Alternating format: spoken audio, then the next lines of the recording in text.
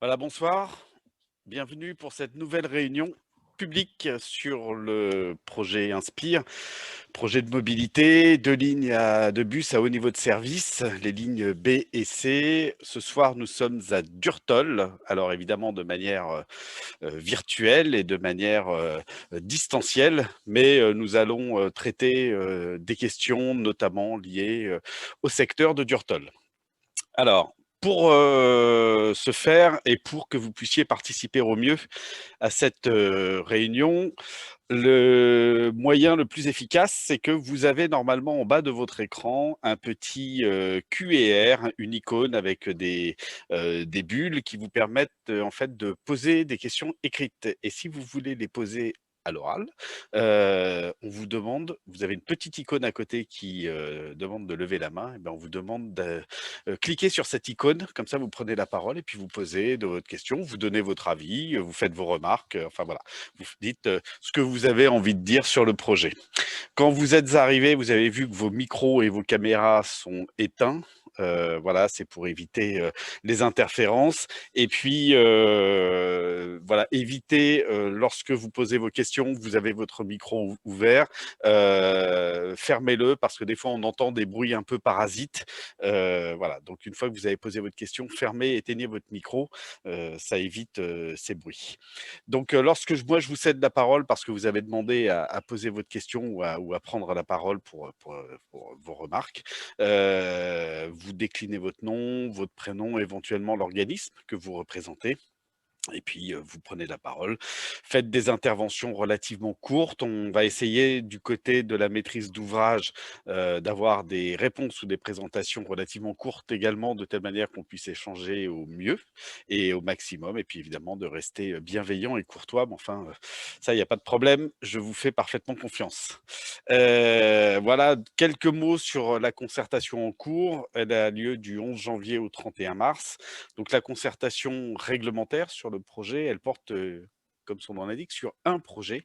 Donc c'est pour ça que quelque chose vous est présenté, un projet qui n'est pas, finalisé, mais qui est un projet un peu travaillé, un peu abouti, qui permet, voilà, une base de discussion.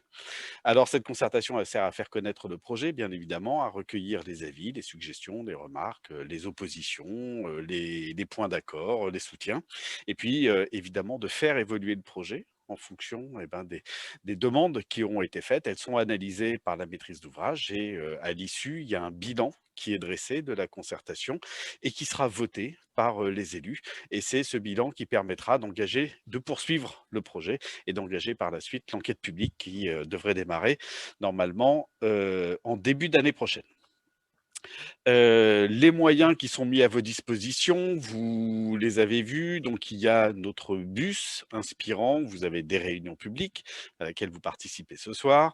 Vous avez, des balades, des ateliers qui vous sont proposés. Alors malheureusement aujourd'hui, beaucoup sont en distanciel, hormis celle de samedi prochain, samedi 6 mars, qui est, un atelier sur, Renou-Ballainvilliers, un des lieux de projet et là qui se fera en tout petit groupe puisqu'on n'a pas le droit d'être plus de 6 ensemble sur l'espace public par un tout petit groupe, heu sur le secteur, Renou-Ballainvilliers et on vous demandera normalement les liens doivent être en ligne, de vous inscrire sur le site internet pour y participer.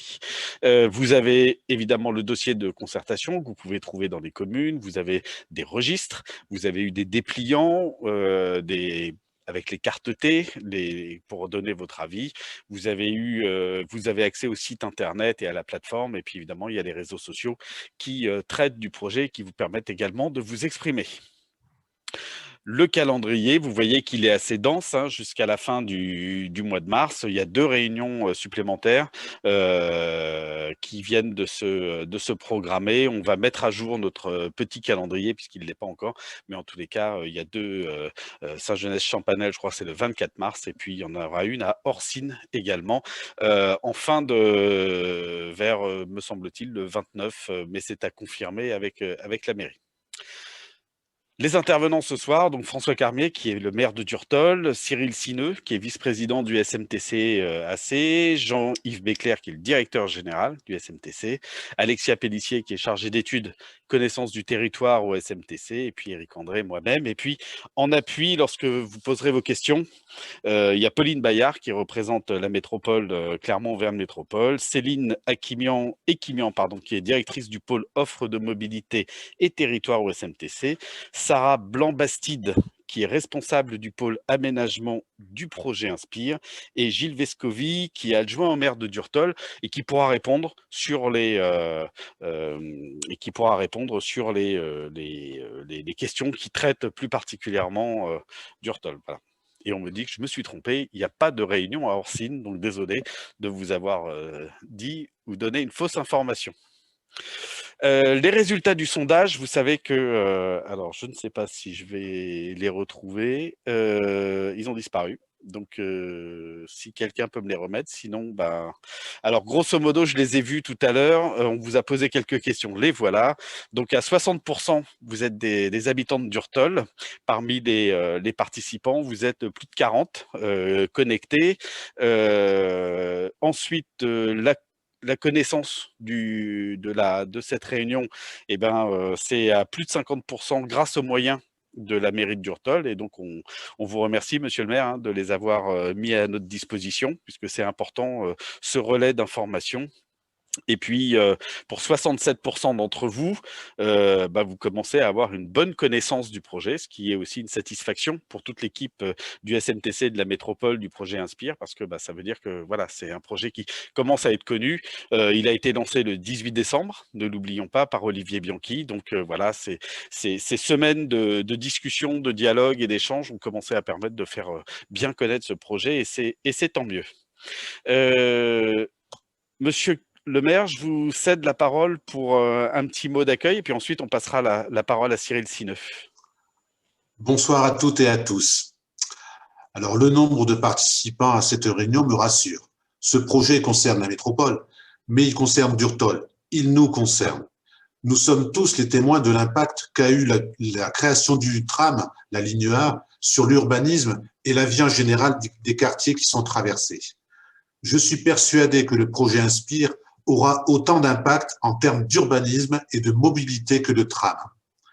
À Durtol, nous sommes une des rares communes à avoir perdu en qualité de service depuis les années 2000. De deux lignes, la 6 et la 10, pour ceux qui s'en souviennent, qui avaient leur terminus à Durtol, nous sommes passés à une, la ligne 10, qui oublie en plus une partie de la commune. Par contre, le flux de véhicules qui transitent dans le bourg sans cesse ne cesse de croître. Nous devons nous inscrire dans le projet Inspire et non pas être une option ou un pointillé. Nous allons tout faire pour que le terminus de la ligne C se situe au stade de Durtol. Nous avons des atouts. Nous sommes une entrée de la métropole. Nous avons du foncier et nous sommes prêts à le mettre à disposition à titre gratuit. Le terminus au niveau de l'avenue du Puy-de-Dôme nécessiterait le rachat d'une des stations-service. On peut imaginer l'économie potentielle, le foncier, plus l'indemnisation commerciale que cela représente. L'autre point que je tiens à mettre en avant, et que M. Bianchi a aussi, lui, souligné, un parking relais à l'intérieur d'une agglomération ne sert à rien. Il doit être situé en périphérie ou à une de ses entrées. C'est ce qui est le cas du stade de Durtol. Après ce préambule, où je voulais mettre en avant les atouts d'un terminus à Durtol, je vais laisser la parole à M. Sineux, vice-président du SMTC. Merci. Cyril Sineux. Bonjour à toutes et tous. Question traditionnelle, vous m'entendez bien? On vous entend. Bon, mais c'est parfait. Et on vous voit. D'abord, bon, c'est parfait aussi. Merci à monsieur le maire et à son équipe de nous accueillir virtuellement sur le territoire. Nous en sommes à plusieurs réunions publiques dans les différents lieux de la métropole. En visioconférence, mais à chaque fois, nous avons une majorité de gens de la commune, et c'est du coup très appréciable de faire ces réunions qui soient localisées. Alors, ce projet, c'est d'abord, monsieur le maire l'a dit, un projet évidemment métropolitain, avec trois grandes ambitions.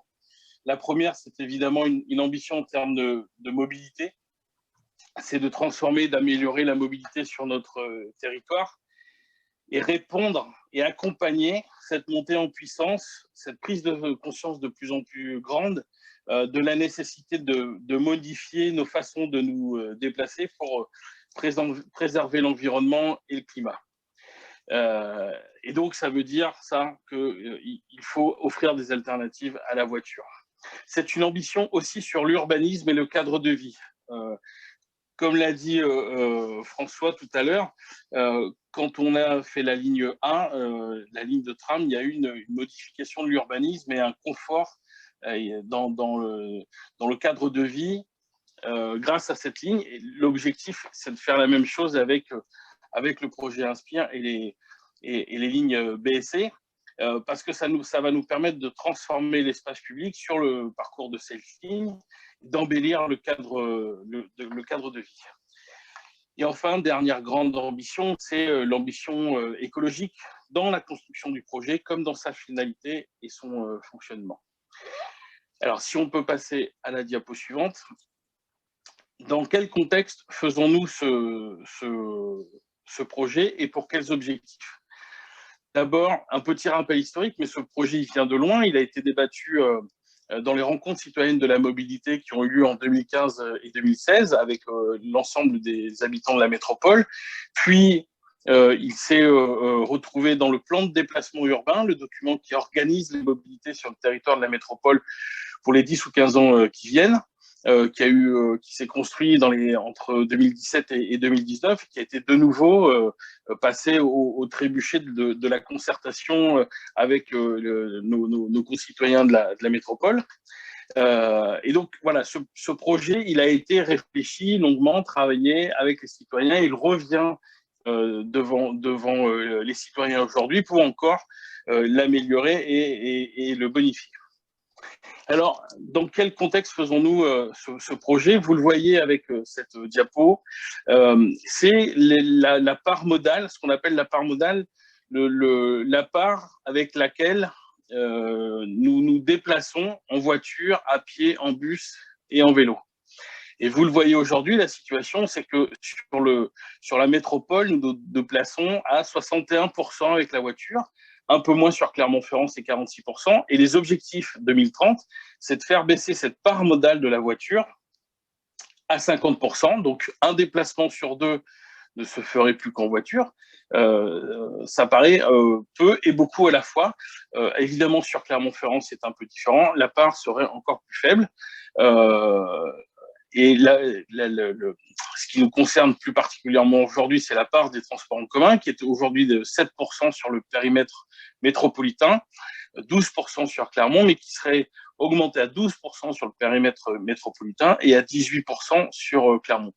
Ça, c'est les objectifs 2030, avec une augmentation aussi de la marche et du vélo sur l'ensemble du périmètre métropolitain. Mais on voit que cette répartition des modes de déplacement en fonction de l'outil de déplacement, c'est un peu le symbole de la civilisation de la voiture qui a été construite dans les années 70. Et cette répartition déséquilibrée des modes de déplacement, elle se retrouve dans la répartition, elle se répercute sur l'usage et sur l'utilisation de l'espace public dévolu à la mobilité, et donc dominé par la voiture. Et pour changer ces parts modales, pour permettre d'utiliser plus le transport en commun, plus la marche, plus le vélo, il faut évidemment mieux partager l'espace public, mieux rééquilibrer cet espace public au profit des transports en commun, de la marche et du vélo. En clair, plus de place pour ce qu'on appelle les modes alternatifs à la voiture et moins de place pour la voiture. Diapo suivante. Donc les grands enjeux, je viens de vous le dire, offrir une alternative à la voiture, ça passe par évidemment le site réservé pour les 2 lignes de BHNS bus à haut niveau de service. Ça aura des impacts aussi sur le stationnement. On parlait des parkings relais, donc ça en fera partie. Il y a aussi le stationnement, notamment dans l'hypercentre urbain. Et puis, c'est aussi la nécessité de favoriser les actifs, les étudiants, la desserte des centres hospitaliers. Les enjeux, c'est aussi d'assurer une équité territoriale. C'est pour ça que le futur réseau de transport qui s'articulera autour des 3 lignes fortes, les 3 lignes structurantes, la ligne de tram et puis les 2 lignes B et C de BHLS, est co-construite avec l'ensemble des territoires, des communes, en prenant en compte les déplacements pendulaires, les gens qui partent le matin au boulot et qui reviennent, et avec cet enjeu de dynamisation de l'activité commerciale et économique. Je l'ai dit, l'amélioration du cadre de vie, c'est le réaménagement des espaces publics de façade à façade, de mur à mur. C'est-à-dire que là où passera le bus, du mur de droite au mur de gauche, nous referons tout l'espace public pour gagner en qualité et en confort de vie. Et puis enfin, c'est aussi, puisqu'on va renouveler le parc, ça sera faire le choix de bus propres qui seront soit électriques, soit hydrogène. La décision n'est pas encore finalisée, mais qui permettront de réduire l'empreinte carbone du parc de bus. Diapo suivante. C'est évidemment, et je l'ai dit en introduction, mais c'est un projet au service de la transition écologique en termes de qualité de l'air, avec des bus à 0 émission, mais aussi une augmentation de la fréquentation des transports en commun et du coup, une baisse de l'utilisation de la voiture et donc de la pollution dans la métropole. La transition urbaine avec la végétalisation de cet espace public et enfin une démarche de développement durable tout au long du projet avec un projet vertueux et des indicateurs qui nous permettront de voir et de calculer l'empreinte écologique de notre démarche. Voilà rapidement dit les ambitions et les enjeux de ce projet. Vous allez avoir une présentation maintenant dans le détail. Et puisque c'est un projet majeur pour ce mandat, pour la métropole, pour le développement et la transformation de la métropole et de nos villes et de nos vies, voilà pourquoi nous avons aussi cette concertation qui permet que vous fassiez des propositions, que vous donniez votre avis, y compris des critiques, ce qui permettra d'améliorer et de bonifier ce projet. Voilà. Merci beaucoup. Je vous propose de passer la parole à Jean-Yves Beckler pour une présentation un peu plus technique du projet. Merci beaucoup Eric. Bonsoir à toutes et tous. Donc, j'interviens ce soir en fait à la place de Pascal Malassonnet, qui est le directeur du projet Inspire et qui a eu une intervention chirurgicale lundi dernier et qui est d'ailleurs en ce moment même à Durtol en convalescence. Voilà.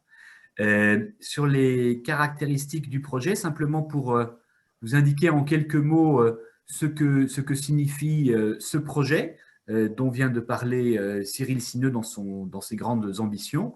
Et donc concrètement, cela va se traduire par la mise en place de 2 lignes de bus à haut niveau de service, c'est-à-dire 27 km d'aménagement qui seront spécifiques, et on va voir ce que ça veut dire, pour à peu près 2/3 de ce parcours. Ces 2 lignes de bus à haut niveau de service, elles s'accompagnent d'une restructuration du réseau qui va conduire à offrir 20% d'offres complémentaires à l'ensemble des habitants métropolitains. Et ces 20% d'offres, ils vont être situés pour moitié sur ces 2 nouvelles lignes et pour l'autre moitié sur le reste du réseau restructuré. Alexia en parlera tout à l'heure. Les 2 lignes de bus à haut niveau de service auront une grande amplitude horaire, 20 heures de service par jour, analogue à celle que l'on connaît pour le tramway, de 5 heures du matin à 1 heure du matin. Le long de ces 2 lignes, c'est un des fondamentaux du projet, il y aura également des aménagements cyclables qui permettront de gagner de la vitesse, du confort pour les cyclistes. 90% du linéaire sera lui-même pourvu d'aménagements cyclables. Et puis, quand on dit plus d'offres, c'est tout simplement offrir le confort de ne pas avoir à penser à l'heure du départ, à l'heure d'arrivée, pas d'horaire, c'est-à-dire en fait un bus toutes les 6 minutes à l'heure de pointe qui permet d'être certain de trouver rapidement un bus quand on descend de chez soi pour aller à ces diverses destinations. 70 000 habitants sont desservis le long de ces deux lignes, dans le corridor de 400 mètres, 43% des emplois de la métropole et 33% des étudiants. Si on passe à la diapositive suivante, s'il vous plaît, on en vient directement au tracé des deux lignes B et C, qui vient en complément de la ligne de tramway A, que tout le monde connaît bien sur Clermont-Ferrand. Et on voit sur la carte d'emblée qu'on est sur un projet métropolitain. Côté est, on traverse l'autoroute, et puis on voit la côté ouest qu'on vient desservir également eh bien la bordure de l'amphithéâtre clermontois. Si je prends la ligne C, en partant de Cournon d'Auvergne, on passe d'abord à proximité du lycée Lafayette, on va au lycée Descartes. Je le fais quasiment à toutes les réunions publiques maintenant de me tromper à cet endroit-là, c'est terrible. Donc à côté du lycée Descartes, où ma fille d'ailleurs est élève, donc c'est vraiment deux fois pire.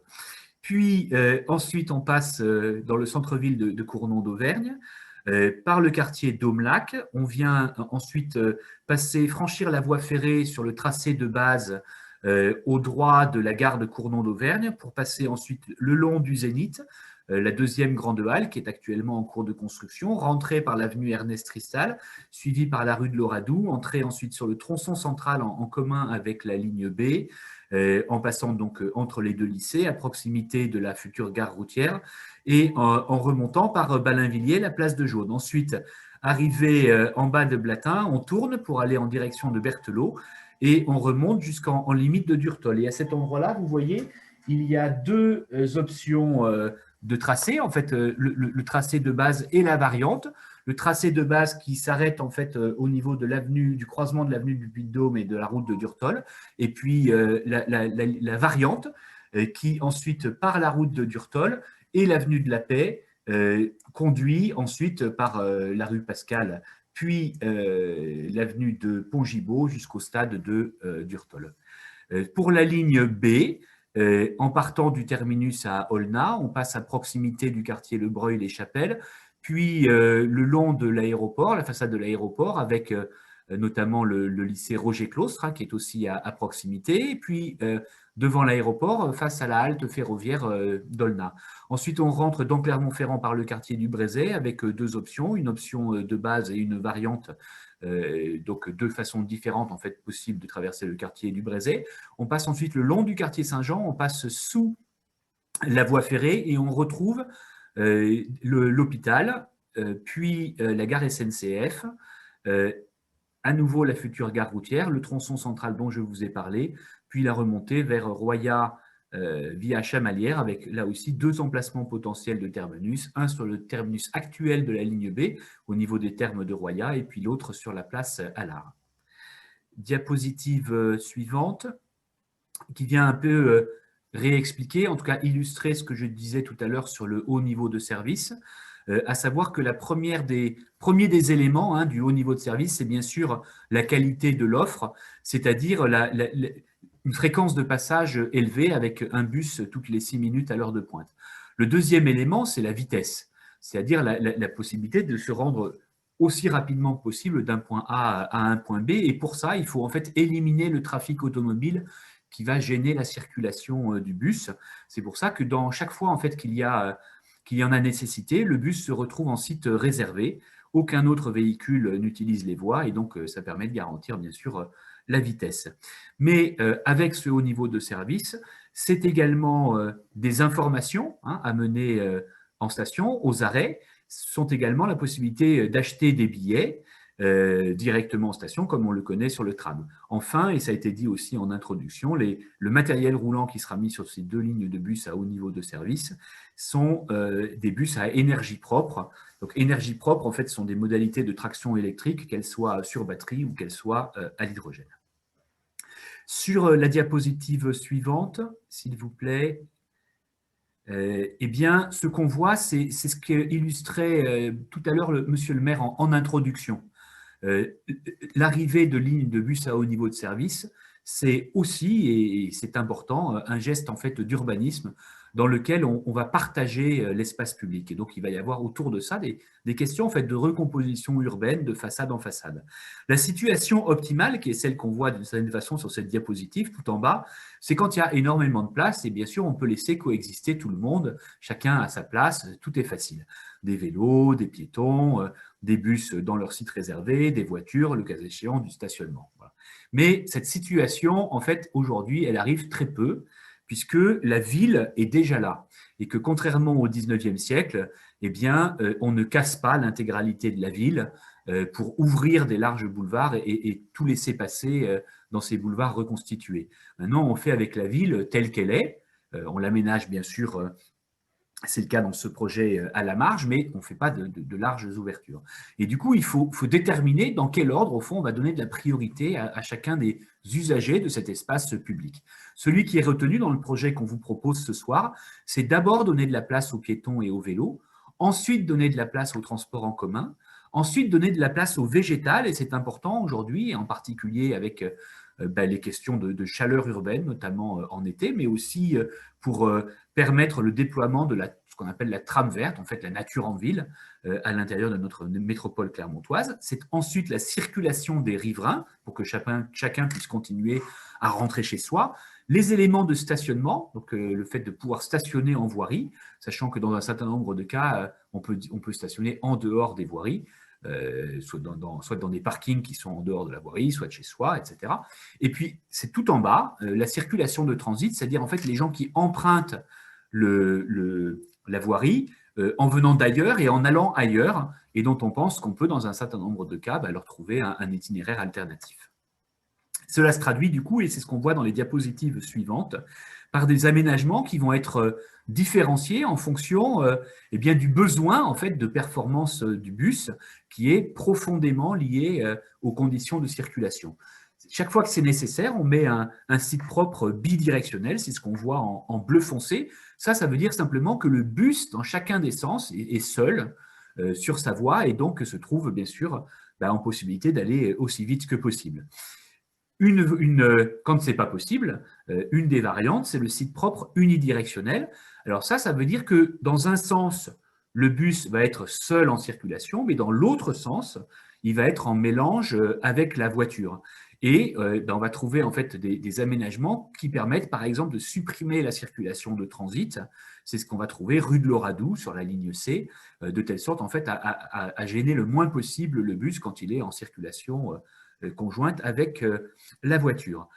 Une des options, c'est le site antagoniste. Alors là, au fond, c'est une forme de voie unique pour les bus quand on a la place de mettre 3 voies. Une voie pour les voitures dans chaque sens et puis, en fait, au milieu, une voie qui va être empruntée alternativement par un bus dans un sens et par le bus dans l'autre, ce qui va permettre, en fait, à l'approche d'un carrefour, au bus de passer devant les voitures, d'avoir la priorité et puis de se rabattre juste après le carrefour devant les voitures qui sont arrêtées au feu rouge et donc de trouver à nouveau une voie dégagée devant lui. Cette solution est mise en place notamment sur Cournon d'Auvergne, puisqu'on a la place pour mettre en place ces 3 voies. Et puis, dans un certain nombre de cas, en fait, là où il n'y a pas de circulation, pas de problème particulier de circulation, on met un site banalisé.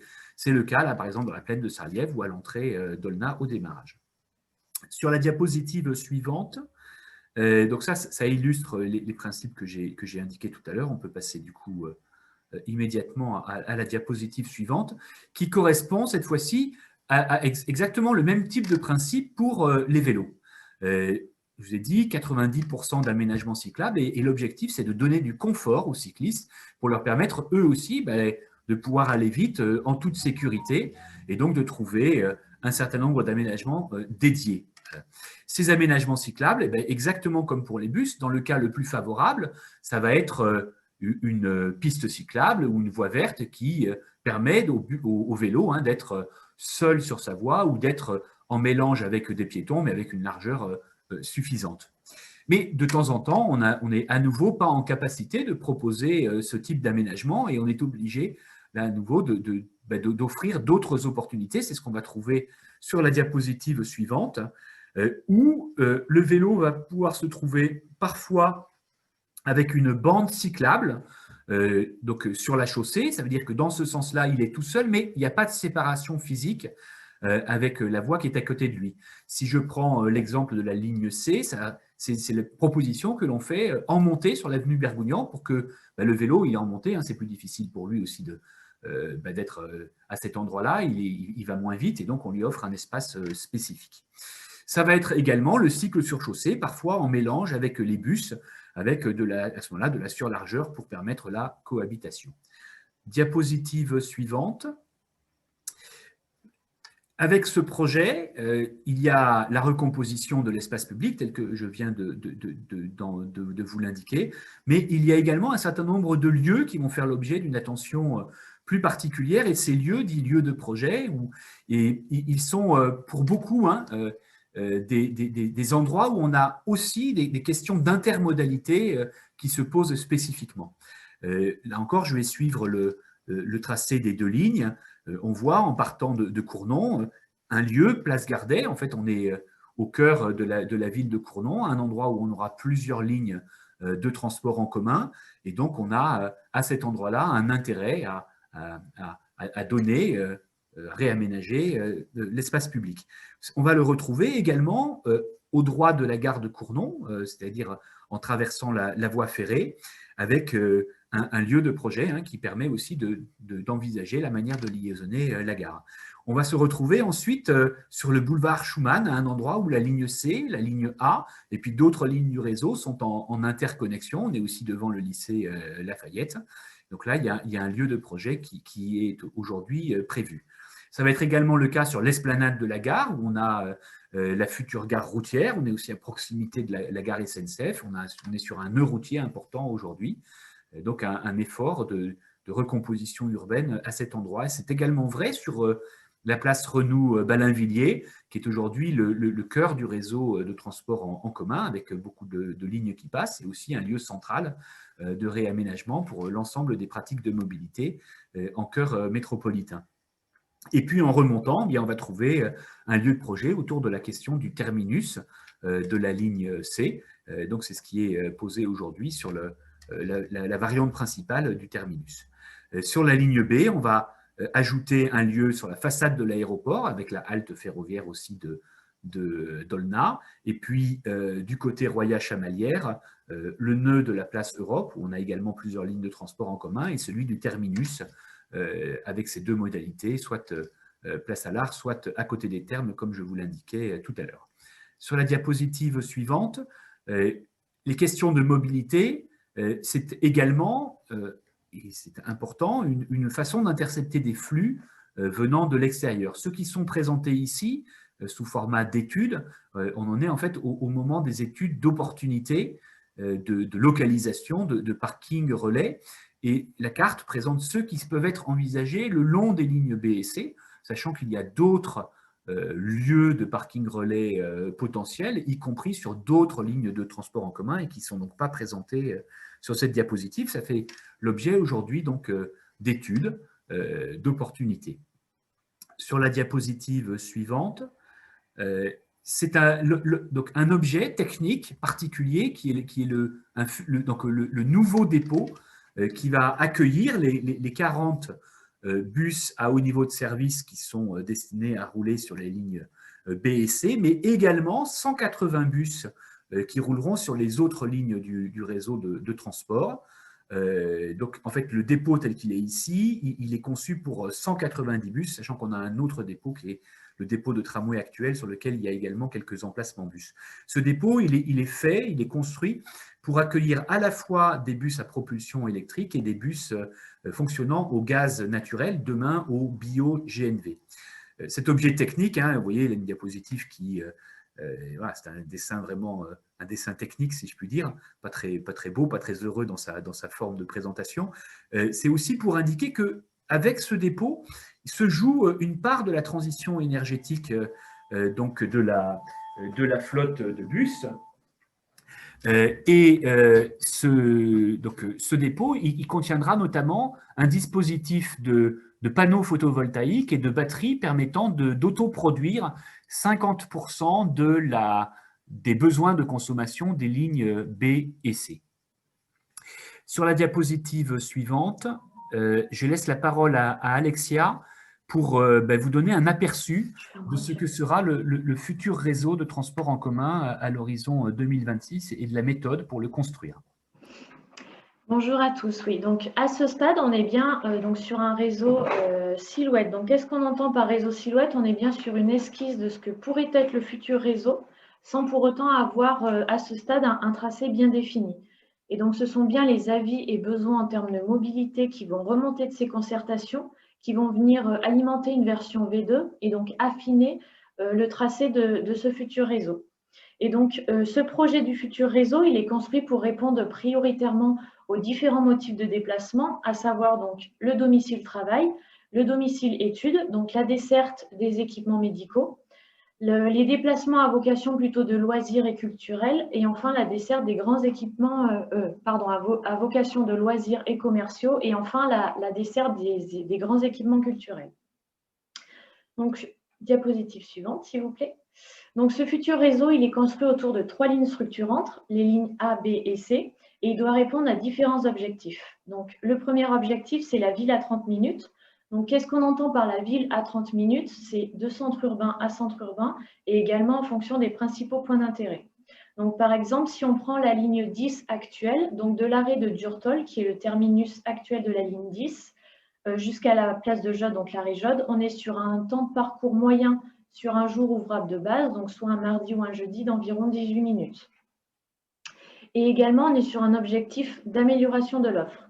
Et donc, pour atteindre ces objectifs, on est sur un processus itératif sur un temps long, avec une concertation continue qui va se dérouler sur 2021-2023, avec différents acteurs, aussi bien donc les communes, les partenaires et prestataires, ainsi que les citoyens. Il va s'en suivre une phase d'ajustement et de construction de l'offre, donc là qui aura lieu sur 2024-2025, pour une mise en service donc, de ce futur réseau en même temps que la livraison des lignes B et C, à savoir début 2026. Donc, si on reprend rapidement les étapes de construction donc, de ce futur réseau, actuellement on est bien sur un réseau silhouette. Et pour ce qui est des étapes à venir, donc, il va y avoir un réseau V2, où là, ça sera un affinage des tracés et une alimentation avec le retour des concertations. Ensuite, on va arriver sur un réseau V3, où là, on sera sur l'intégration des différentes études qui vont être menées, donc aussi bien les études d'impact, les études d'insertion et les études de circulation sur les tracés V2, pour arriver au final à un réseau V4, où là, on sera sur une version finalisée de ce futur réseau. Et donc, ces différentes versions, elles vont être ajustées en fonction donc, des concertations antérieures, mais également donc, des différentes études qui auront été menées tout au long. Mais aussi donc, des différentes opportunités d'aménagement qui seront à mettre en place pour une meilleure efficience et une meilleure optimisation de ces futures lignes de transport en commun, et également donc, des choix qui seront faits par la commune donc, sur la circulation. Donc, désormais, si on zoome plus sur la commune de Durtol, donc, la volonté de ce futur réseau, on est bien donc, sur une desserte du cœur urbain donc, de la commune via la ligne 10. Et donc, la volonté que je présente actuellement, c'est bien à l'étape actuelle de réseau silhouette. Également, donc, il y aura des points de connexion et de correspondance avec la ligne C pour se rendre plus rapidement dans le centre de Clermont-Ferrand. Donc, aujourd'hui, il faut savoir que 10% des usagers qui montent à des arrêts de Durtol, donc les 3 arrêts de Durtol qui sont Durtol, Square Sabourin et Laïa, donc de la ligne 10, ils descendent à Tamaris pour assurer une correspondance avec la ligne C. Donc aujourd'hui, ça représente 10% de cette fréquentation. Également, donc la ligne 10 future, elle va permettre plusieurs usages, plusieurs origines-destinations. Donc notamment, comme je viens de le citer, la correspondance avec la ligne C pour se rendre plus rapidement sur Clermont-Ferrand. Donc Clermont-Ferrand, qui est la 2e destination principale en termes de flux d'échange avec Durtol. Donc on est à 32,8% de ces flux d'échange, dont 11,5 se font dans le centre-ville de Clermont-Ferrand. Donc ça, ce sont des données de notre enquête déplacement grand territoire. Également, ça va permettre une desserte plus fine sur Chamalières, donc Chamalières qui est la 3e destination en termes de flux d'échange, et ça représente 10% de ces flux. Et donc enfin, les flux principaux, ce sont ceux qui sont internes au territoire, au secteur Durtol, Nonan, Saya, et c'est 40% de ces flux. D'où l'intérêt d'avoir une connexion plus directe avec la commune de Nonan via cette ligne 10. Si on prend la desserte des points d'intérêt, donc on a une desserte des points d'intérêt qui répond aux priorités de déplacement qui ont été établies politiquement et que je vous ai présentées précédemment. Et donc sur la ligne 10, donc les motifs de déplacement domicile-travail et domicile-études, ils représentent plus de la moitié de la fréquentation totale de la ligne 10. Et donc ça représente 57,8% pour être plus précis. Donc si on prend le domicile-travail, donc on a une connexion avec le centre-ville de Clermont-Ferrand via la ligne C. Et donc selon la variante retenue, donc ça sera directement depuis Durtol ou en correspondance depuis le secteur de Tamaris. Et donc, depuis Durtol, la destination principale des usagers de la ligne 10, dont le motif est domicile-travail, ce sont les arrêts Jode et Ballainvilliers. Et donc, ces données-là, elles sont issues de notre enquête origine-destination de 2016. Et pour ce qui est du domicile-études, de la même manière que pour le domicile-travail, on aura toujours une connexion plus directe avec le centre-ville, plus rapide tout du moins, avec le centre-ville via la ligne C, pour se rendre notamment dans le secteur Carnot. Donc pourquoi Carnot? Parce que depuis Durtol, la destination principale donc, des usagers de la ligne 10 dont le motif est déplacement et domicile-études, c'est l'arrêt Carnot. Et donc de manière générale, on est bien dans une volonté d'amélioration de l'offre et d'une desserte plus directe et rapide de la commune, toujours donc dans un objectif de répondre aux différents motifs de déplacement dans leur ensemble. Et donc, je redonne la parole à M. Béclair pour finaliser cette présentation. Voilà, merci beaucoup Alexia. Et donc, pour terminer, les quelques éléments que j'ai un peu indiqués également tout à l'heure. D'abord, la présence de deux possibilités, deux variantes en fait, avec soit le terminus au croisement de la le terminus au stade de Durtol ou le terminus en entrée de Durtol, un peu avant Durtol, au croisement de l'avenue du Puy-de-Dôme. Et puis, l'insertion, le principe de l'insertion sur l'avenue Bergougnan, avec un site dit réservé dans le sens allant de Durtol à Clermont.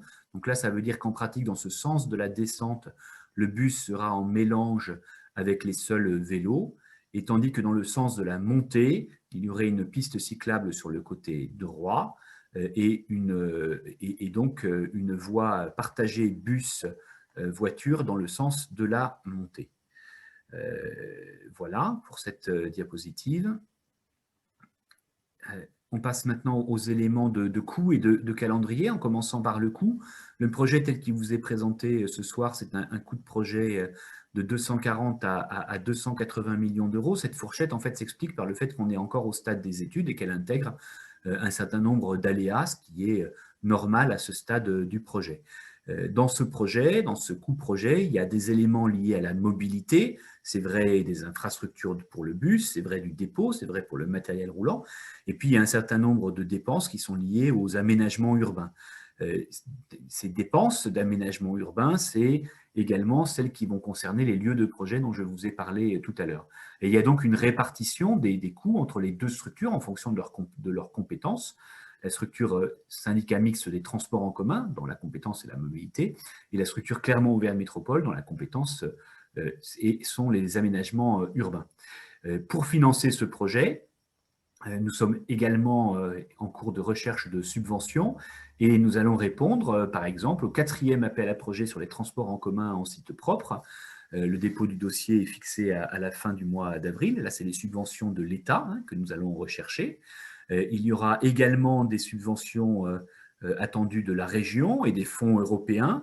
Nous avons déjà aussi déposé des dossiers pour obtenir des subventions européennes spécifiques sur des programmes européens spécifiques. Et puis, nous rechercherons, le cas échéant, encore d'autres subventions, par exemple auprès du département. Diapositive suivante en termes de calendrier. Nous sommes aujourd'hui dans la phase de concertation publique qui se déroule du 11 janvier au 31 mars 2021. Et notre ambition, c'est de livrer le futur réseau, le nouveau réseau de transport en commun, tout début 2026, au 1er janvier 2026, qui veut dire, si je fais un rétro-planning, qu'on aura une période difficile, toujours difficile, qui est celle des travaux, qui va se concentrer sur les années 2024 et 2025, avec des premiers travaux préparatoires dès 2023. En amont de ces travaux, il y a un moment fort qui est l'enquête publique que nous prévoyons début 2022 et qui permet de finaliser, de sécuriser en tout cas les éléments fonciers nécessaires à la réalisation de ce projet. voilà, je crois que j'en ai fini avec cette présentation. Merci beaucoup, Monsieur Beckler. Alors, vous avez commencé à poser des questions par écrit. Est-ce que si des personnes souhaitent prendre la parole, hein, n'hésitez pas, vous levez la main. Vous avez vu, il y a une petite icône avec une main. Vous le faites. Alors, je vais partager l'écran des questions.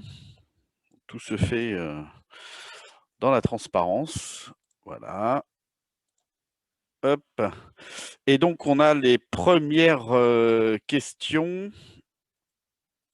Voilà, comment faire un site propre dans le bourg de Durtol alors qu'actuellement les bus ont parfois du mal à circuler, réduction de voies notamment rue Pascal. On va peut-être commencer par celle-là. Alors, je vais y répondre pour partie, et puis après, je laisserai la parole à Sarah d'ailleurs là-dessus, puisque voilà, c'est dans son pôle aménagement urbain. C'est vraiment absolument typique des questions qu'on a à se poser quand on fait l'insertion du bus, puisque eh ben, à Durtol, on a effectivement des passages plus étroits, et donc faire circuler un bus en site propre dans le bourg de Durtol, ce n'est pas si facile. C'est d'ailleurs la raison pour laquelle aujourd'hui, hein, cette partie-là apparaît en variante. C'est bien parce que ce n'est pas entièrement simple. Sarah, peut-être tu peux compléter sur ce point. Alors Sarah Blanc-Bastide, voilà. Donc, qui est responsable du pôle aménagement du projet Inspire. Oui, bonjour. Le temps d'allumer la caméra et le micro. Donc, en effet, la circulation des bus dans les voies étroites est une question qui nécessite des études particulières. Donc, dans ce cas-là, la circulation des bus nécessite des voies à double sens pour permettre d'avoir des arrêts qui soient au même endroit. Si on a un bus qui circule dans un sens sur une voie et qui remonte sur une voie éloignée dans l'autre sens, la lisibilité de la ligne ne sera pas suffisante pour les usagers. Il faut qu'ils puissent monter et descendre au même endroit. Donc, il faut que les bus circulent sur la même voie pour monter et pour descendre. Donc, dans les voies étroites, en effet, ça pose des contraintes de croisement. Et une des possibilités peut être de mettre une voie en sens unique avec une voie bus dans un sens et une voie pour tout le reste de la circulation et les voies bus et les bus dans l'autre sens. Comme ça limite les croisements. Merci. Alors, une autre question. Si Chamalières persiste à refuser la voie en site propre, quel est l'avenir de ce projet sur ce secteur, donc à Chamalières? Alors, on est toujours dans le temps de la concertation. Il y a une autre réunion d'ailleurs le 19 mars à Chamalières pour continuer à s'exprimer sur le projet. Je pense, enfin, en tout cas, à ce stade, il n'y a pas de réponse spécifique là-dessus, Eric, comme vous le dites très bien. On n'en est pas là au stade de l'enquête publique, on en est bien au stade de la concertation. Voilà. Donc, pour l'instant, en fait, on écoute tout le monde et c'est important jusqu'au 31 mars. Question suivante. Dans les zones réservées, quid des riverains, par exemple Galaxy pour le boulevard Berthelot? Donc, c'est la résidence Galaxy, j'imagine. Alors, je ne suis pas sûr du coup d'avoir compris la question, donc je veux bien qu'on la précise si c'est possible. Alors, la personne LLX, est-ce que monsieur, madame LLX veut prendre la parole? On vous ouvre votre micro si vous le souhaitez. Non? Bon. Si, Eh si. ben... Ah, pardon. Excusez-moi, je n'avais pas coupé mon micro. Bonsoir. Bonsoir. Donc oui, la question, c'est par rapport à la résidence Galaxy, savoir comment, puisque ce serait une zone réservée, le boulevard Berthelot, savoir comment on pourrait rentrer dans notre garage, en sachant qu'on est à peu près 800 voitures potentiellement à pouvoir rentrer dans le garage. Est-ce qu'on aurait la possibilité, enfin voilà, comment ça se passe dans les zones réservées pour les riverains? Oui, alors, on n'a accès que par le boulevard Berthelot. Bien sûr, c'est une excellente question. Et naturellement, je vous l'ai dit tout à l'heure en introduction, et du coup, Sarah va vous expliquer comment ça marche de façon plus précise. Naturellement, vous pouvez rentrer chez vous. On ne va pas fabriquer un projet qui empêche les gens de rentrer chez eux. Donc voilà, peut-être Sarah, tu peux préciser comment ça marche en l'occurrence. Oui, en effet. Boulevard Berthelot, la circulation des véhicules est maintenue dans les deux sens. La circulation de tous les usagers n'est pas modifiée. Donc, vous pourrez rentrer dans votre garage comme actuellement. D'accord, on pensait que c'était, comme c'était une zone réservée, on pensait que c'était interdit aux voitures. Boulevard Berthelot, non. Oui, mais du Il y a coup, un site propre. Il y a un site propre. Pardon. Oui, il y a un site propre pour les bus, mais le profil, enfin la largeur de la chaussée permet de maintenir aussi la circulation, des voies de circulation pour les voitures. Très bien, mais c'est clair. Merci. En fait, la carte qu'on vous présente est trompeuse, puisque quand il y a marqué site réservé, en fait, on est en train de parler que des bus, et du coup, vous ne voyez pas effectivement s'il y a ou non maintien de la circulation automobile à cet endroit. Voilà, donc c'est ça qui vous a mis qui vous a induit en erreur, c'est de notre faute en fait. Non, mais il faut. D'où l'intérêt de ces réunions. Voilà, exactement, vous l'avez dit, c'est exactement ça. D'où l'intérêt de ces réunions. J'ai une demande de parole de Monsieur Vescovi, donc qui est adjoint au maire de Durtol. Allez-y, monsieur, puis on continuera nos questions. Attendez, j'essaie de mettre la vidéo, je ne peux pas la mettre. Vous m'entendez? On vous entend en tous les cas.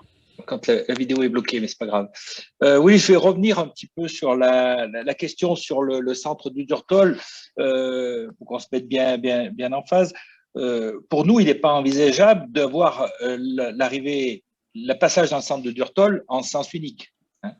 Aujourd'hui, ce qu'on avait entendu dans les études préliminaires, c'est que la variante du stade de Durtol, donc ça veut dire que le bus à haut niveau de service, il irait bien jusqu'au stade en traversant l'ensemble du village de Durtol, mais que cette variante, éventuellement, elle peut aussi être avec une fréquence un peu moindre, de l'ordre de 1 sur 2.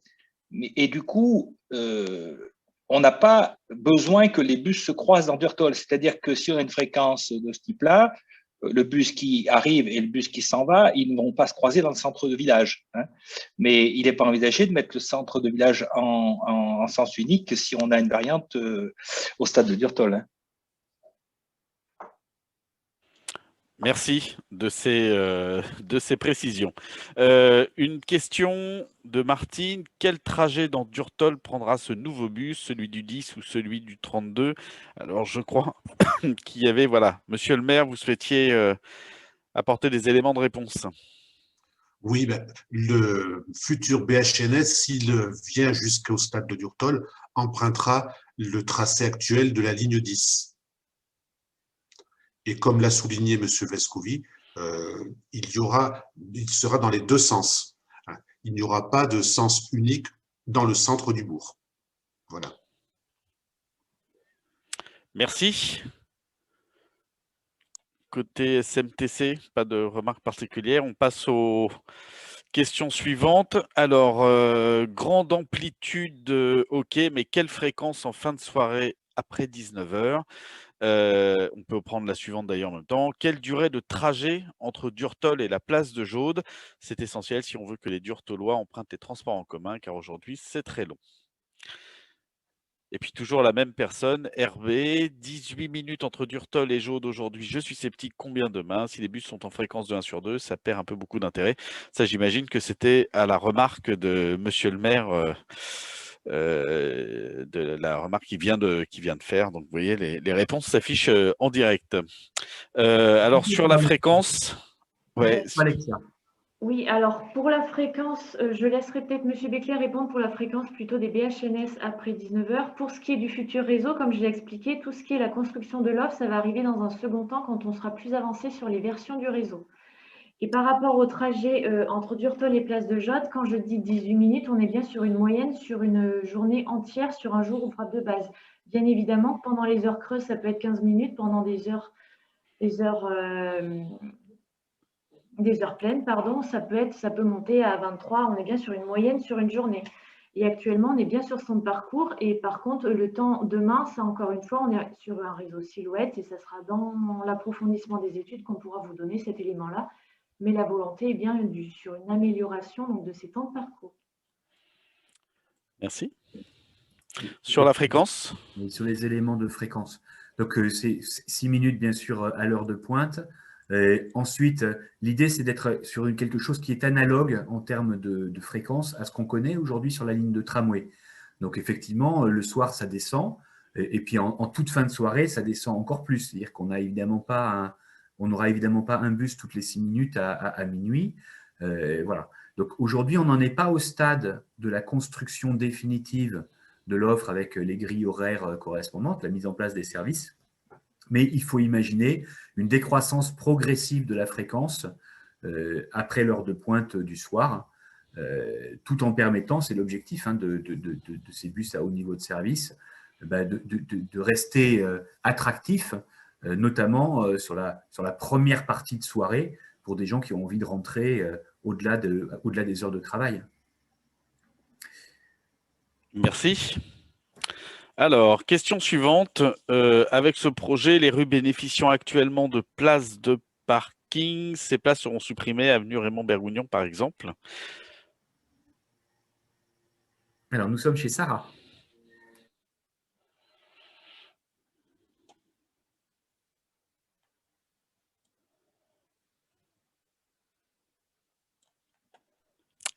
Désolée, j'ai mon réseau qui mouline un peu et j'ai du mal à cliquer. Voilà. Voilà, je pense que la caméra s'est affichée aussi. Vous m'entendez? Allez-y. Oui, très bien. Je ne sais pas si les caméras, mais ce n'est pas grave. Si. Pour la suppression des stationnements sur Bergougnan, le projet tel qu'il est étudié jusqu'à maintenant permet de maintenir la quasi-totalité des places de stationnement, puisque la largeur de la chaussée permet de maintenir 2 voies de circulation et des places de stationnement, ainsi qu'une piste cyclable en sens montant. Donc, sur l'avenue Bergougnan, on est sur une situation quasiment identique. Il y a 3-4 places de supprimées dans les études actuelles qui ne sont pas très précises. Merci. Alors, il y a les initiales. Alors, la personne qui a les initiales RB qui pose beaucoup de questions, fait beaucoup de remarques. Est-ce qu'elle souhaite prendre la parole? Peut-être pour dire les choses. Oui, le micro est ouvert. Bonsoir. Oui, bonsoir. Oui, je pose beaucoup de questions parce que je m'interroge sur le projet sur Durtol.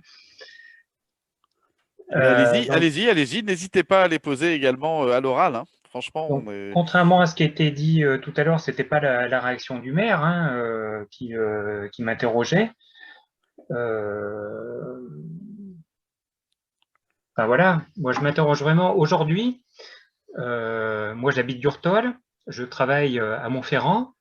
Quand je prends les transports en commun, je mets 50 minutes à faire le trajet. Donc aujourd'hui, je prends soit ma voiture et le plus souvent possible mon vélo.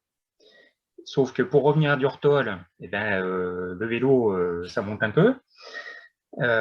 Donc ce qui m'intéresse, c'est de savoir de 50 minutes à combien je pourrais passer pour aller de Durtol à Montferrand avec le futur projet de transport en commun en site propre.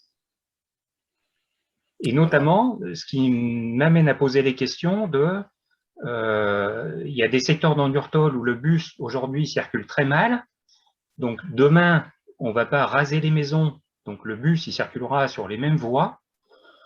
Il y a un secteur qui est assez aussi, qui perd beaucoup de temps, c'est le secteur des 4 routes de Durtol, où il y a beaucoup de circulation de voitures. Donc, comment se fera le circuit de bus et comment se feront les priorités du bus à ce carrefour-là, parce qu'on perd beaucoup de temps à cet endroit-là.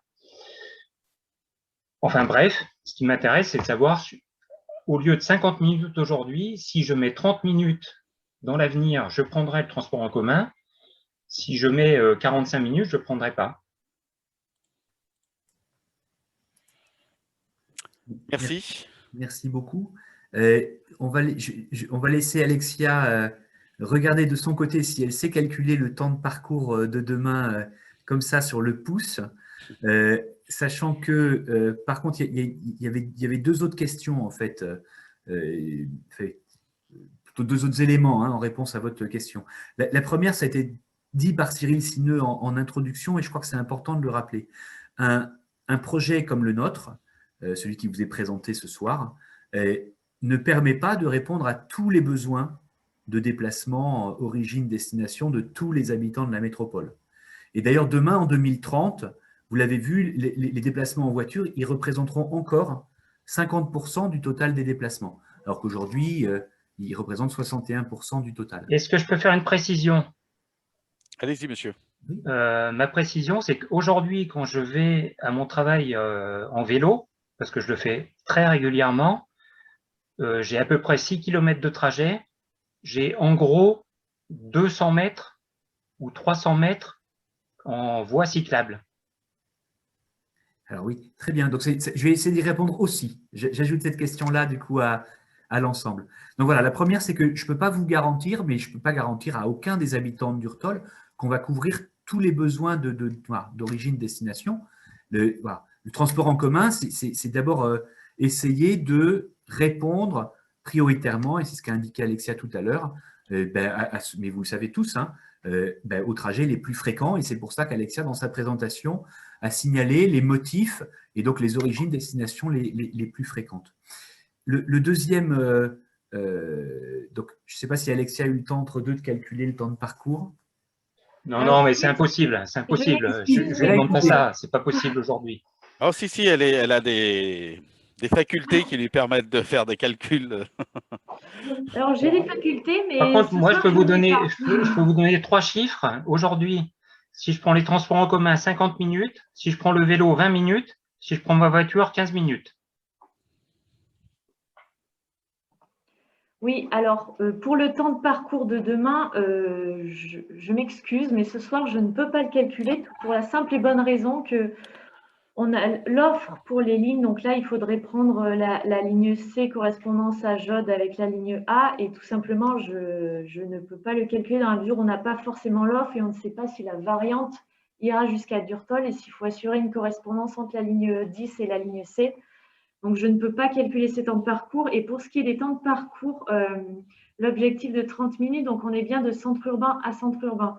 Donc, comme l'a dit M. Beckler, bien évidemment qu'on ne peut pas répondre à toutes les origines destination, mais c'est bien l'intérêt de répondre aux principaux points d'intérêt et aux principaux motifs de déplacement des différentes lignes actuelles. Et je m'excuse, je n'ai pas la réponse pour ce soir. Bon, c'est pour ça que ma question sur les temps de parcours ne concernait que Durtol-Jaude. Oui, et ça, c'est important. C'est important pour les Durtolois, ça. Pour tous les Durtolois, pas que pour moi.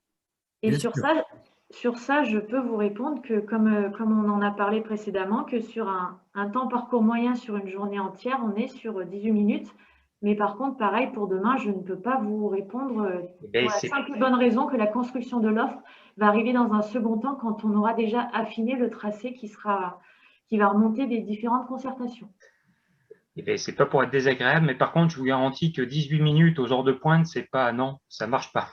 Non, pas aux heures de pointe. Un temps parcours moyen. Oui, en moyenne, d'accord.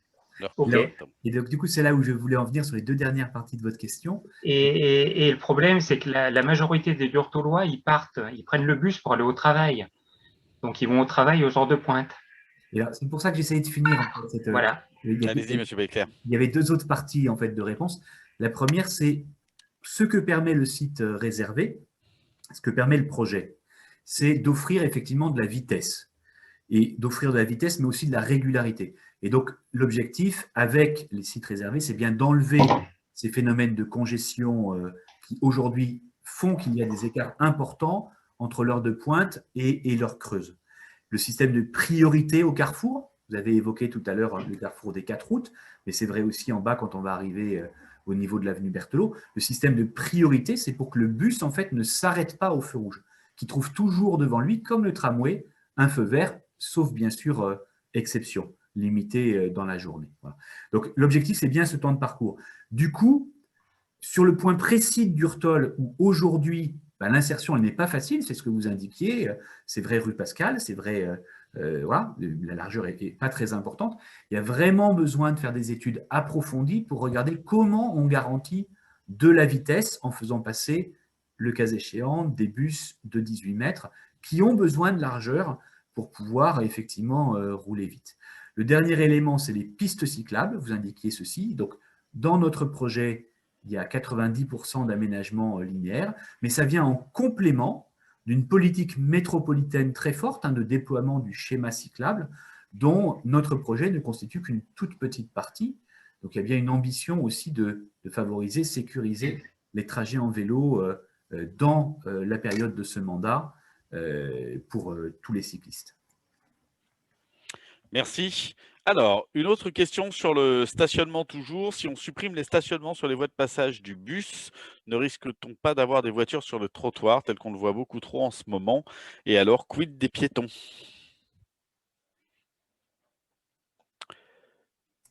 Qui? Alors, je veux bien la prendre, celle-ci aussi. Oui, vous avez parfaitement raison, c'est toujours un sujet. C'est-à-dire qu'une fois qu'on a mis les aménagements, la vérité, c'est qu'il faut encore les faire vivre. Et faire vivre des aménagements, c'est aussi se mettre en capacité, le cas échéant, de sanctionner des mauvais comportements. Voilà. Donc, ce que vous pointez du doigt, c'est qu'un investissement, ça n'a de sens réel que quand il marche et qu'ensuite, on est capable de faire respecter un certain nombre de règles. Et ces règles, c'est celles qui permettent à chacun de trouver sa bonne place. Voilà, donc vous avez raison, tout ça doit s'accompagner et c'est aussi l'objet non seulement de la concertation, mais de la phase de lancement. C'est-à-dire après qu'on aura lancé le projet au 1er janvier 2026, il y a toute une phase d'accompagnement pour garantir effectivement qu'on est, que les règles sont bien respectées pour que tout le monde s'y retrouve. Merci, j'imagine que vous pourriez faire la même réponse avec la question suivante. Beaucoup trop de voitures ventouses sur les rues entrées de ville. Ne pensez-vous pas que cela va accentuer en supprimant une voie de voiture avenue Bergougnan? Voilà, la même chose. Comme on le constate d'ailleurs aujourd'hui, vous voyez sur la plateforme de tramway, on a des sujets de cette nature, ce n'est pas facile. Alors, une question de Michel.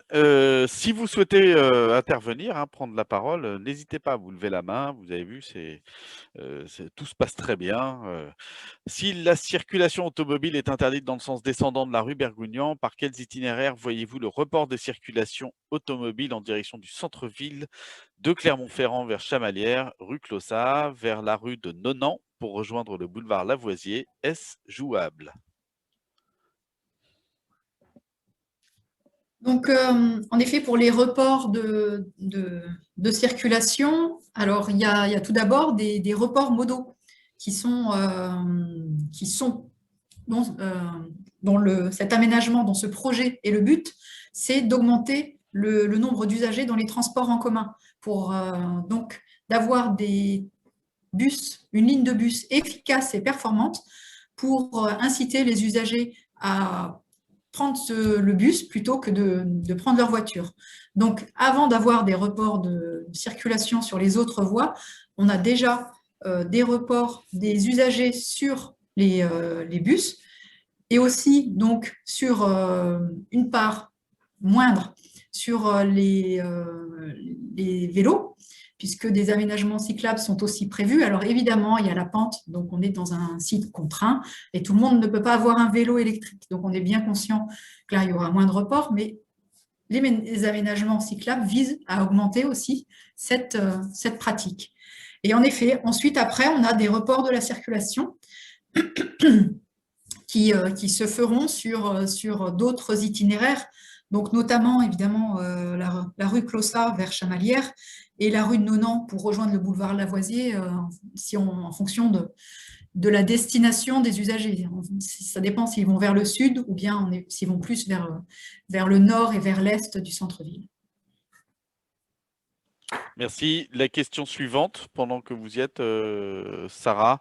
Donc, comment sera géré le trafic routier de l'avenue du Puy-de-Dôme entrant dans Clermont via l'avenue Bergougnan, puisque celle-ci sera plus circulable dans le sens descendant? La déviation de ce trafic important me semble assez problématique.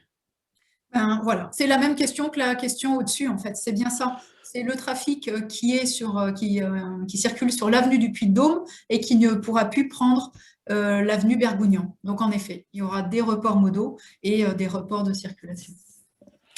Merci. Pardon, Eric, c'est peut-être l'occasion de compléter par deux éléments de nature plus générale. Donc, la première, c'est évidemment, on ne vous l'a pas présenté ce soir en termes de planche, mais au niveau des études préliminaires, nous avons fait des études nous avons regardé comment évoluent les trafics de façon globale, pas trafic par trafic, personne par personne, mais globalement. Et notre analyse, c'est que les reports de circulation engendrés par la mise en place du nouveau réseau, de même que la circulation au carrefour, sur l'ensemble en fait, du projet, fonctionne. Voilà, ça fonctionne. Il y a bien des reports de trafic, c'est ce que vient de dire Sarah, mais globalement, on est en capacité d'accueillir les flux correspondants. Il y a un deuxième élément, ça vient régulièrement en réunion, et je crois que c'est intéressant aussi de le rappeler. Avec un bus, on est capable de faire monter 120, 160 personnes dans un bus de 18 mètres dont on est en train de parler. Les flux habituels de trafic dont on parle, sur les routes dont on parle, on est dans quelques centaines, à l'heure de pointe, de véhicules par heure. Ça, c'est vraiment important, c'est-à-dire qu'en réalité, mettre en place des bus sur des axes de circulation de cette nature, c'est donner plus de capacité de transport. C'est ce qu'on a constaté sur le tramway. Aujourd'hui, le tramway, c'est la voie de tramway, c'est la voie de circulation la plus fréquentée de toute la métropole clermontoise, et de beaucoup. Elle est beaucoup plus fréquentée qu'une 2x2 voies, par exemple, en volume total de personnes transportées. Donc, il faut aussi s'imaginer, en fait, dans ce futur réseau et avec ces nouveaux schémas de voirie, les nouveaux schémas de circulation, que par le report dont parlait Sarah, on est en fait en capacité de transporter pas mal de personnes avec les lignes fortes, dont le transport en commun. Merci. Alors, Nicole Prieux, alors encore une fois, si vous voulez prendre la parole pour poser vos questions, n'hésitez pas, on vous la donne. Ne soyez pas timide. Madame Prieux, est-ce que vous voulez prendre la parole? Sinon, je lis votre question. Alors, je vais lire la question. Ah bah, Madame Prieux, bah non, pas du tout. Allez-y. Oui, bonsoir à Bonsoir. toutes et à tous. Oui, j'avais plusieurs questions. Moi, je voulais avoir des renseignements sur la capacité d'accueil sur le parking relais de Durtol, puisqu'on se rend compte qu'il y a beaucoup d'entrées en ville, en voiture. Et donc, pour inciter l'usage des transports en commun, il faudrait que ces voitures restent en dehors de la ville de Clermont. Et quelles mesures seront prises, notamment pour inciter à laisser son véhicule au parking relais? Moi, je pense que la gratuité des transports serait une mesure incitative. Merci, madame. Vous aviez d'autres questions ou pas? Non. Non, bah, très bien. Eh ben, merci beaucoup. Merci à vous. Je vous en prie, on va vous répondre. C'est Jean-Yves Béclair, surtout, qui va vous répondre. Pour les parkings relais, peut-être Pauline. Pauline Bayard. Oui, bonjour à tous. Merci pour votre question, madame. Alors, sur les capacités d'accueil, pour définir une stratégie en matière de parking relais, on fonctionne à l'inverse, c'est-à-dire on regarde les potentiels usagers d'un parking relais et donc pour ce faire, on travaille sur des modélisations. On regarde en fonction du futur réseau et des futurs usagers, quels seraient le nombre potentiel d'usagers qui pourraient emprunter un parking relais. Et pour répondre précisément à votre question, on est sur une centaine, une jauge d'environ 100 places de stationnement pour le parking relais de Durtol, quelle que soit l'implantation, parce que sur Durtol, donc, il y a deux options en matière de parking relais qui sont corrélées, et puis ça rejoint la deuxième question, qui sont corrélées avec les variantes de tracés soumises à la concertation. C'est-à-dire que si on s'arrête au secteur Rivali, donc à la limite Durtol-Clermont-Ferrand, il va falloir qu'on trouve des possibilités de construire un parking relais à cet endroit-là, au terminus de la ligne C. Et si la variante du stade de Durtol est retenue, on ira construire notre parking relais au stade de Durtol. Au vu des flux de circulation, finalement, la jauge est la même. On ne capte pas forcément les mêmes usagers, mais en termes de jauge, on revient sur les mêmes chiffres, comme je vous disais, d'une centaine. Voilà, c'est-à-dire que un parking relais, les conditions de réussite d'un parking relais, c'est bien de se connecter directement aux lignes fortes du réseau de transport en commun. Donc, la question des parkings relais est évidemment corrélée à la question du terminus sur Durtol. Voilà. Et sur la question de la gratuité comme incitation, la gratuité en termes de transport, la gratuité en termes de parking relais, je peux vous dire qu'on est en train de réfléchir à la tarification à une gratuité totale des parkings relais pour les usagers. Actuellement, les parkings gratuits c'est intégré à l'abonnement des transports en commun. Ça pourrait être élargi à n'importe quel usager des transports en commun. Mais en termes de gratuité des transports, je vais redonner la parole à M. Becler. Cyril Sineux, en fait, qui va répondre ou donner. Alors d'abord, François Carmier, peut-être sur les parkings relais, puis ensuite Cyril Sineux. Monsieur le maire, allez-y. Bien évidemment, pour nous, l'enjeu stratégique, c'est que le parking relais soit situé sur le stade de Durtol. Comme je l'ai précisé tout à l'heure, bien évidemment, nous mettrons le foncier à disposition, mais ça va impacter un petit peu la réflexion, le futur de cette zone. C'est pour ça qu'on tient vraiment à ce que le parking relais soit implanté à Durtol et au niveau du stade. Merci. Cyril Sineux. Oui, alors sur la gratuité des transports, moi je partage évidemment, j'en suis un militant, je partage évidemment l'idée que la gratuité des transports pourrait aider à laisser la voiture et à prendre les transports en commun. Deux précisions par rapport à ça. D'abord, au niveau de la métropole, on a fait une étude pour savoir justement si la gratuité des transports était pertinente et si elle pourrait produire des effets. Ce que cette étude a dit, c'est que nous n'avions pas un réseau suffisamment charpenté, structuré pour accueillir la hausse de fréquentation. Et donc, il fallait d'abord renforcer notre réseau. Et du coup, ça fait partie du projet Inspire et de la restructuration du réseau qui verront le jour en 2025.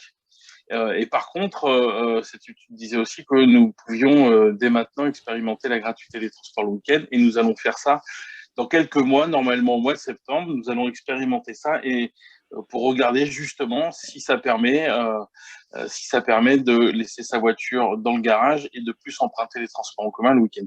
Donc nous sommes en pleine réflexion sur ce sujet. Merci d'avoir posé la question. Et merci de la réponse. Après, pardon, Monsieur Eric, Becler, oui, simplement pour donner quelques chiffres aussi, quelques ordres de grandeur. Hein. Et je vous disais tout à l'heure, hein, quand on parle de trafic entrant, là par exemple, sur l'avenue du Puy-de-Dôme, avant le croisement de la route de Durtol, hein, en descendant d'Orsine, on va être sur un flux le matin de peut-être 600 véhicules heure, c'est ça à peu près l'ordre de grandeur à l'heure de pointe du matin. Je dis ça parce que, et l'entrée par Durtol, on va être sur 300, 400 peut-être véhicules heure à l'heure de pointe du matin. Ce qui veut dire que si on réussit à convertir par exemple 10% des gens qui sont aujourd'hui en voiture à cette heure de pointe du matin, on parle de 30 à 40 personnes, c'est-à-dire de 30 à 40 voitures. Ça, c'est juste pour vous montrer à quel point la voiture prend de la place dans l'espace public. Parce que c'est 30 à 40 voitures qui vont prendre beaucoup de place sur un parking, hein, en termes de surface. Dans un bus, les 30 à 40 personnes, elles ne vont pas prendre beaucoup de place, elles ne vont même pas le remplir en entier sur un seul véhicule. Voilà. C'est important en fait d'avoir cette vision, compréhension du fait que nous avons fabriqué des villes qui aujourd'hui en fait sont pas du tout performantes sous l'angle de l'utilisation de l'espace public. Et c'est aussi ce à quoi veut répondre ce projet. Tout ça pour indiquer en fait que, vous voyez, le dimensionnement des parkings relais, on vous parle de 50 places par exemple, ça peut vous paraître peu, mais en fait ça correspond déjà à des gros volumes si on regarde la réalité des trafics qui empruntent et l'avenue du Puy-de-Dôme et la route de Durtol. Merci.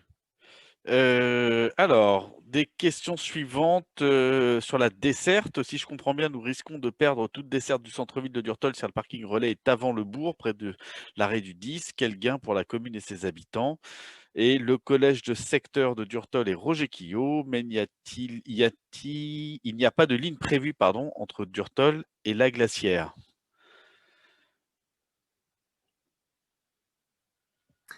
Alors, donc, sur la première partie de la question, non, on n'a pas prévu de faire perdre toute desserte du centre-ville.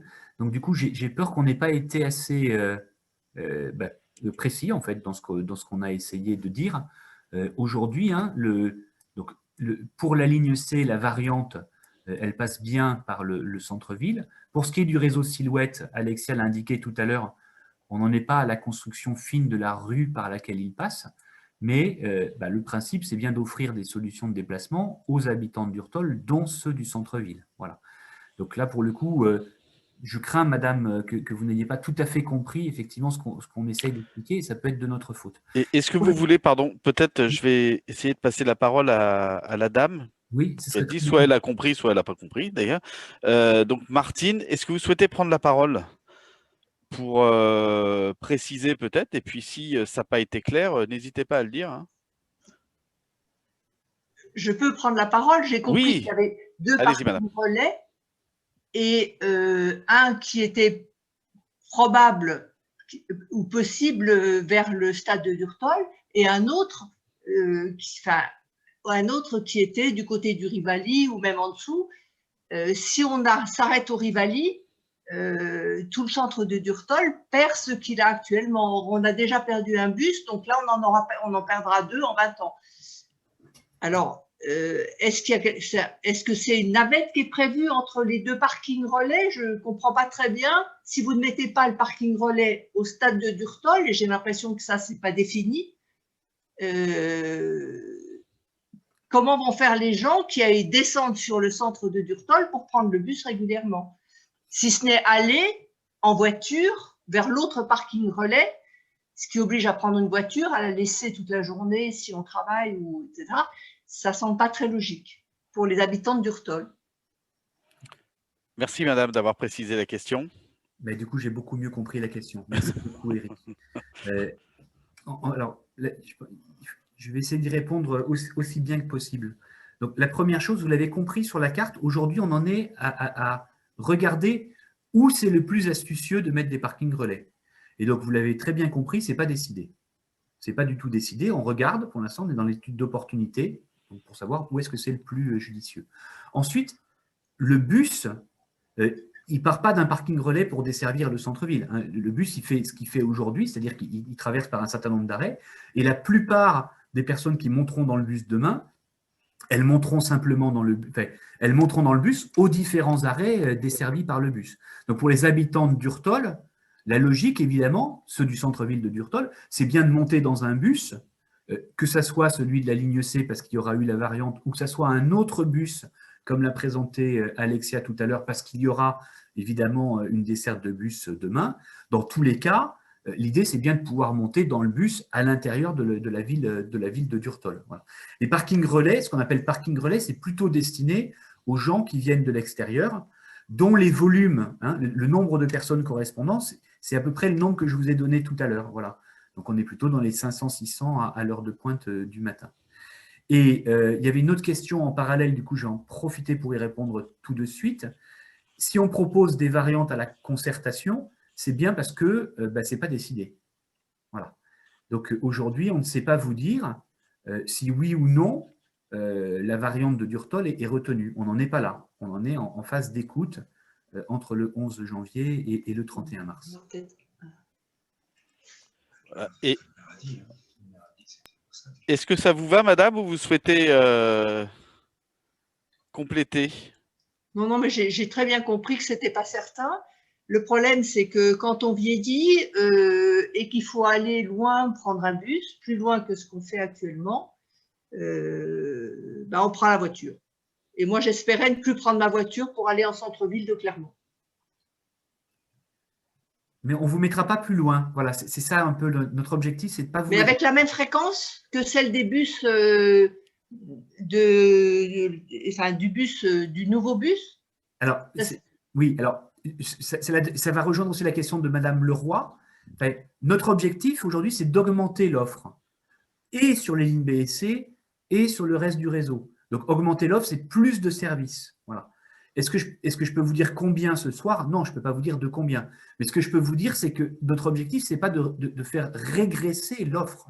Pas du tout. C'est bien de la faire augmenter globalement, qu'on soit dans le cas de la variante avec le bus à haut niveau de service dans Durtol, ou qu'on soit dans l'autre cas sans la variante, et auquel cas, il y aura évidemment une ligne qui sera au moins d'aussi bonne qualité que celle que vous connaissez aujourd'hui. Alors sinon, on ne ferait pas les choses comme il faut, et voilà. Donc, oui, mais je suis désolée, actuellement, le bus à Durtol, en dehors des heures de pointe où il n'est déjà pas très fréquent, n'est pas incitatif pour prendre le bus plutôt que la voiture, parce qu'on perd beaucoup de temps en bus, alors qu'à la voiture, on descend en centre-ville et on remonte à l'heure qu'on veut et à la fréquence qu'on veut. Alors que quand vous avez des bus toutes les 20-25 minutes, excusez-moi, si vous en ratez un, eh ben, vous attendez le suivant pendant 20 ou 25 minutes et ce n'est pas incitatif pour prendre le bus. C'est bien. Si c'est la même offre, ça ne vaut pas le coup. En fait, je pense qu'on dit la même chose. On est bien d'accord avec vous, en vrai. C'est-à-dire que nous, ce qu'on pense, c'est qu'il faut mettre plus d'offres si on veut qu'il y ait plus de gens dans les bus. Ouais. Et notre proposition, c'est de mettre 20% d'offres en plus au total pour qu'il y ait 50% de plus de personnes dans les bus. Donc, je crois qu'en fait, on est tout à fait d'accord, on dit la même chose. Et pour répondre à la question de Madame Leroy, du coup, c'est le travail d'Alexia. Elle a essayé un peu de l'expliquer tout à l'heure. Notre objectif, c'est bien de comprendre en fait, les déplacements de chacun des habitants de la métropole pour que le réseau de demain, il colle bien au maximum aux trajets les plus fréquents. Donc, est-ce que celui entre Durtol et la Glacière est le plus fréquent? Ça, c'est la question, c'est le travail d'Alexia hein, de déterminer ça à partir de ce qu'on connaît, bien sûr, du besoin, hein, des demandes. Donc, chaque fois en fait, qu'il y a la place pour mettre une offre de transport en commun, on la mettra en place. Et puis, dans un certain nombre de cas, c'est ce que je disais tout à l'heure, probablement la moitié des cas, il restera bien sûr la voiture ou le vélo, comme le disait monsieur RB tout à l'heure, qui est un excellent moyen d'aller d'un point à un autre aussi rapidement. C'est une très bonne alternative à la voiture et on soutient aussi cette alternative. Merci. Alors, toujours sur les questions de desserte, les arrêts actuels du 10 rue de la Paix seront-ils toujours desservis avec le futur ligne C? Une autre question, en complément de la silhouette des lignes B et C, je n'identifie pas de proposition circulaire, type Berthelot, Côte-Blatin, Lavoisier. Et enfin, Madame Leroy, à nouveau une question. Si Madame Leroy veut prendre la parole, vous n'hésitez pas, puisque je vois que vous avez plusieurs remarques ou plusieurs questions. Donc, n'hésitez pas à prendre la parole. Allez-y, on va vous donner la parole. Allez-y, Madame. On vous entend. Il suffit que vous parliez. Non? Bon, je lis votre question et puis si je pense qu'il faut essayer de rallumer votre micro ou de le... Allô? Est-ce que... Bon, on ne vous entend pas. Alors je lis, est-ce que le bus pourrait faire une boucle à Durtol, avenue de Clermont, avenue de la Paix? Je crois que vous avez un problème de micro, madame, parce que je le vois ouvert, mais on ne vous entend pas.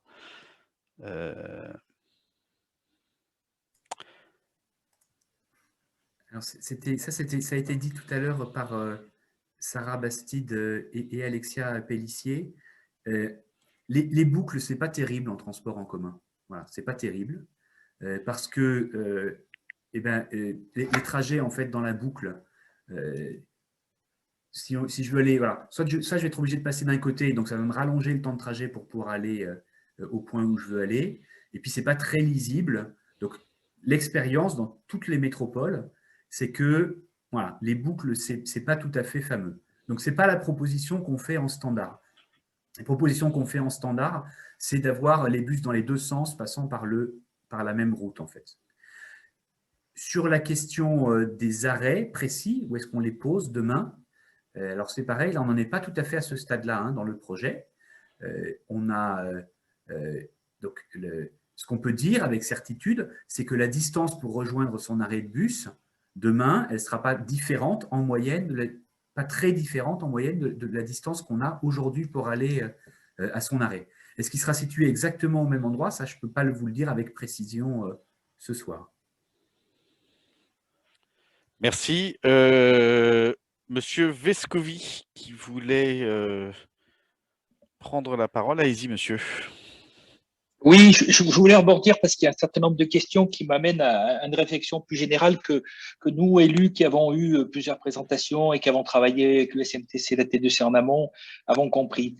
Ce qu'il faut avoir en tête, je crois, c'est que la LINSEE, aujourd'hui, on étudie la LINSEE avec différentes options, avec une phase de concertation, avec des études techniques. C'est une première phase, un premier étage de la fusée, je veux dire. Et que ce que j'ai compris, et M. Beckler dira si j'ai bien compris, mais c'est qu'une fois qu'on aura décidé cette structure principale de la LINSEE, il y aura une étude du complément et de quelle est la ligne qui complète cette LINSEE. C'est-à-dire que si par malheur, le terminus n'était pas au stade de Durtol, comme nous le souhaitons tous dans la commune, enfin toute l'équipe municipale en tout cas, il y aura effectivement une amélioration de l'offre dans Durtol, de l'offre actuelle dans Durtol, pour atteindre facilement ce terminus qui sera un petit peu à l'écart. Mais du coup, c'est pour ça qu'il y a un certain nombre de questions. Je pense qu'il est difficile d'y répondre aujourd'hui parce qu'elles dépendent de comment la première décision sur la LINSEE est prise. Et après cette décision-là, toute la compilation de tous les éléments qui feront que comment on complète l'offre sur Durtol pour atteindre cette LINSEE. Je pense, M. Beckler, c'est ce que j'avais compris des échanges préalables, et je pense que ça explique pourquoi certaines questions ne peuvent pas trouver réponse ce soir, je crois. Ben oui, je crois que vous l'avez vraiment très bien dit. Donc, je retiens parce que je le dirai de la même façon la prochaine fois. Merci. Alors, une question sur le coût. Le coût présenté donc dans votre estimation, lors de la présentation, M. Beckler, le coût présenté concerne le terminus à Durtol ou à Tamaïs. Tamaïs, je pense que c'est avant. Et puis, il y avait une question aussi sur le dépôt. Une question, c'est où est le dépôt? Où est situé ce dépôt? Mais on y a répondu. Mais je vous laisse à nouveau répondre à cette question. Alors, pas de problème. Sur le coût, les études préliminaires, donc je vous ai donné la fourchette de coût de 140 millions d'euros, 280 millions d'euros. Les études préliminaires, elles ont été établies avec le terminus qui est situé donc, sans la variante. Sans la variante. Ça, c'est la réalité du chiffrage du coût actuel. Au stade des études préliminaires, il faut être aussi tout à fait clair. Vous voyez, c'est pour ça aussi qu'il y a une fourchette. Ça ne nous empêche pas de penser qu'on puisse faire le projet avec des coûts similaires ou analogues dans une autre configuration. Parce qu'on va faire telle variante à cet endroit-là, mais on va en prendre une autre à un autre endroit. Et quand on aura fixé tout ça, on va reprendre, ça va être le stade d'après, celui où nous aurons recruté le maître d'œuvre, qui passera en phase avant-projet, puis en phase projet, et qui va permettre de continuer à affiner les coûts. Donc, d'une certaine façon, le message de ce soir, c'est, voilà, ne vous inquiétez pas, avec le coût projet, si on vient vous voir pour discuter de variantes, c'est bien parce que c'est possible de faire les variantes avec le budget qu'on alloue. Sinon, on ne viendrait tout simplement pas vous voir. Pour le dépôt, il est situé Pointe de Cournon, c'est-à-dire, vous voyez, quand vous allez à Cournon en venant de Clermont-Ferrand, juste avant la voie ferrée sur la droite. Juste avant de franchir la voie ferrée sur la droite. Voilà, je vais partager pour qu'on le voit sur la carte. Voilà, c'est ce petit point vert. C'est ça. Enfin, ce point. Ce losange vert. Voilà. Le losange de 7 hectares. Un grand losange. Je reviens aux questions. Hop, voilà. Donc, alors, question sur les terminus. Si le terminus est à l'entrée de Durtol, la fréquentation du bus, c'est plus une remarque d'ailleurs, risque d'être nettement plus faible que si le bus dessert le bourg avec un terminus au stade, tout comme la suppression d'un des deux bus, qui il y a quelques années a déjà enlevé de l'intérêt à l'usage des transports en commun. Ce serait vraiment dommage. Sur l'intermodalité, est-il envisagé que le BHNS puisse autoriser le vélo à bord? Car le vélo est envisageable dans le sens descendant, beaucoup plus compliqué pour remonter. Je ne m'y suis pas essayé, mais effectivement, Je ne m'y essayerai pas d'ailleurs. Alors, est-ce qu'on pourra mettre des vélos à bord des bus pour remonter? Alors, c'est une question extrêmement difficile. Donc, malheureusement, la réponse ne va pas être simple. À l'heure de pointe, et c'est comme dans le tramway aujourd'hui, très honnêtement, monter avec un vélo, c'est pas facile. Et donc, dans les bus à l'heure de pointe, au niveau de service ou pas, ça restera bien compliqué de monter avec un vélo à l'heure de pointe. Donc, les questions qui se posent, en fait, c'est comment est-ce qu'on permet aujourd'hui et demain eh bien de pouvoir monter dans un certain nombre de cas avec un vélo à bord. Ça peut être sur des heures creuses, ça peut être le samedi et le dimanche quand il y a un peu plus de place, ça peut être aussi avec des dessertes touristiques, c'est quelque chose que nous allons mettre en place par exemple pour rejoindre la rivière Allier, ça fait partie des sujets qui sont ouverts aujourd'hui et qu'on va aussi mettre en place progressivement. Voilà.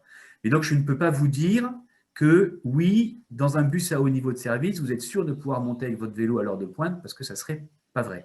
Et donc, il y a des compromis en fait à faire entre l'usage principal du transport en commun, qui est quand même des passagers qui vont monter à pied, et de temps en temps, quand on a de la place, pouvoir autoriser ce genre de pratique. L'autre morceau, parce que des fois la question elle vient là-dessus, je suis un peu long, pardon, désolé. De temps en temps, on nous dit, mais on pourrait du coup les mettre à l'arrière, ça existe, on voit des vélos avec des bus à l'arrière. Le client, et voilà, l'usager, il met le vélo sur le porte-bagages arrière. C'est mieux d'ailleurs qu'en soute. Ça existe dans un certain nombre de cas. Là aussi, quand on est à l'heure de pointe et qu'il faut aller vite, ce n'est pas très pratique parce qu'il faut quand même il faut quelques secondes, parfois même minutes, pour mettre le vélo sur les rails à l'arrière, enfin sur les racks, pardon, à l'arrière. Voilà. Donc, tous ces éléments-là doivent être mélangés, si je puis dire, pour trouver la meilleure formule pour les piétons. Pour les cyclistes, pardon. Merci. Alors, on reste sur les aménagements cyclables. Il y a eu pas mal de questionnements, d'idées qui ont été mises parce qu'on a fait un atelier vélo la semaine dernière auquel beaucoup de gens ont participé. Ça a été un vrai succès et donc il y a eu pas mal d'échanges sur ces questions. On pourra retrouver le compte-rendu de cet atelier normalement sur le site internet et en tous les cas, tout est versé au bilan de la concertation. Alors, quand on est cycliste, la remontée sur Durtol est complexe. Soit on gêne les voitures, soit on doit prendre des rues moins passantes, mais très raides. Même en étant sportif, c'est quasi impossible à tenir tous les jours. Donc, on prend sa voiture. Quel aménagement des voies d'accès par prémontée? Et puis, une question de Madame Prieux encore. La largeur de l'avenue Bergougnan est assez large pour 2 lignes de bus plus une piste cyclable? Point d'interrogation. Je pense que ça va être un peu pour Sarah, tout ça. Oui, tout à fait. Donc, en ce qui concerne la remontée sur Durtol par les cyclistes et l'aménagement des voies d'accès par trémontée, donc, comme il a été dit tout à l'heure, le projet Inspire prévoit des aménagements de pistes cyclables, des aménagements cyclables le long de son itinéraire. Sur Bergougnan et puis l'avenue du Puy-de-Dôme, on est sur des pistes cyclables dans le sens montant. Donc, dans ce cas-là, on ne gêne pas les voitures, on n'est pas en conflit avec les voitures. On a vraiment des aménagements séparés qui permettent d'assurer la sécurité des cyclistes. Et pour l'accès par trémontée, le schéma directeur cyclable prévoit dans sa programmation un aménagement, un itinéraire par trémontée, complémentaire donc de celui du projet Inspire. Et pour répondre à Madame Prieux, la largeur de l'avenue Bergougnan est en effet assez large pour 2 lignes de bus, 2 lignes de circulation, deux voies de circulation et une piste cyclable en sens montant. Dans le sens descendant, il est prévu que les vélos soient dans la voie bus, puisque dans ce cas-là, en sens descendant, ils ont une vitesse suffisante pour pouvoir circuler avec les bus. Donc la piste cyclable n'est pas bidirectionnelle. Dans ce cas-là, elle ne fait qu'1,50 m en sens montant. Merci. On reste sur les vélos. Y aura-t-il un point location vélo électrique sur Durtol? Je ne sais pas si c'est une station, ces vélos électriques ou je ne sais pas. Une aide à l'achat d'un vélo électrique sera-t-il envisagée par Durtol et la région? Alors, on peut prendre côté SMTC, là, pour le coup, on ne peut prendre que la moitié de la question. Donc, on est un peu hors projet Inspire, mais on vient de signer un nouveau marché. Donc, pour la mise en place, en tout cas pour les services vélo, le service C-Vélo. Voilà. À l'intérieur de ce marché, il est bien prévu des locations de vélos à assistance électrique sur l'ensemble des communes, donc y compris sur la commune de Durtol. On avait une expérimentation, on vient de délibérer au dernier comité syndical du SMTC pour étendre cette expérimentation sur l'ensemble des communes. Voilà, donc l'objectif, c'est bien qu'on puisse trouver un vélo électrique pour les habitants de Durtol. La situation que vous connaissiez aujourd'hui, jusqu'à présent, où vous louiez votre vélo à assistance électrique seulement en centre-ville de Clermont, ça c'est fini, puisque dans le nouveau contrat, il y aura au moins 8 points de desserte, donc 8 points où on pourra louer ces vélos à assistance électrique de façon très régulière, en plus de l'expérimentation qui se poursuit donc sur l'ensemble des communes, où en fait, le vélo vient aux habitants de manière très régulière pour que chacun puisse en fait louer un vélo électrique. Voilà, et il y a une question donc sur l'aide à l'achat d'un vélo électrique, mais ça, c'est monsieur le maire ou monsieur Vescovi. Oui, je peux compléter. On n'a pas envisagé d'aide à l'achat pour la commune de Durtol pour l'instant. Par contre, je confirme que nous sommes bien portés candidats suite à l'expérimentation du SMTC pour avoir donc en proposition de location pour les Durtolois 2 vélos électriques. Normalement, si je me rappelle bien, ça devrait redémarrer la généralisation en septembre 2021 et on aura normalement 2 vélos puisque si j'ai bien suivi, c'est à peu près la dotation d'un vélo pour 1000 habitants quand une commune est candidate. Voilà, donc c'est en cours et on fera une communication plus précise sur la commune quand ça sera plus précis, quand ça sera plus près, Lisa. Hein, c'est un peu loin là pour l'instant. Merci. Et nous n'avons pas de représentant de la région qui pourrait répondre à votre question. Madame Jourdan, finalement, je crois que Jean-Yves Béclair a commencé à répondre largement à la question que vous posez de la même manière. Combiner les trajets successifs vélo et bus, par exemple, avec des vélos personnels et pas T2C. Je ne sais pas ce que c'est que les vélos T2C, c'est vélo, j'imagine. C'est pas Oui. tout à fait la même chose, pardon, c'est Pauline. Ah, Je pense que la question de madame, ouais. c'était sur l'intermodalité entre les vélos et le bus. C'est-à-dire, je pars de chez moi en vélo et je vais rejoindre avec mon vélo personnel et je vais rejoindre le réseau de transport en commun en vélo. Et la réponse est oui. La métropole regarde également, comme elle regarde la stratégie en matière de parking relais voiture vers bus, elle regarde cette même stratégie et d'interconnexion entre les aménagements cyclables existants et à venir et le transport en commun. Merci Pauline. Alors, pour info, il n'y a pas de soude dans les bus. Ça, c'est pour monsieur Béclair. Par monter une voie royale pour les cyclistes existe, mais a été condamnée aujourd'hui, y compris pour les piétons. C'est quand même dommage. Les pistes cyclables dans les rues très passantes en voiture en montée, les cyclistes ont intérêt à porter un masque anti-pollution. Ce sont plus des remarques finalement que des questions. Alors, report de circulation. La circulation en provenance de la route de la Faille s'intensifie inexorablement. Si le bourg de Durtol est submergé. Alors, si Michel, d'ailleurs, veut prendre la parole. Alors, on a 2 Michel qui sont connectés, donc je ne sais pas lequel pose les questions. Est-ce que Michel ou Michel souhaite prendre la parole? Ah. Alors, Michel, pardonnez-moi. Allez-y, vous pouvez ouvrir votre micro, normalement. Allez-y. Il y a un Michel qui a levé la main, donc allez-y. Est-ce que vous pouvez ouvrir votre micro? Non? Ah, décidément. Bon.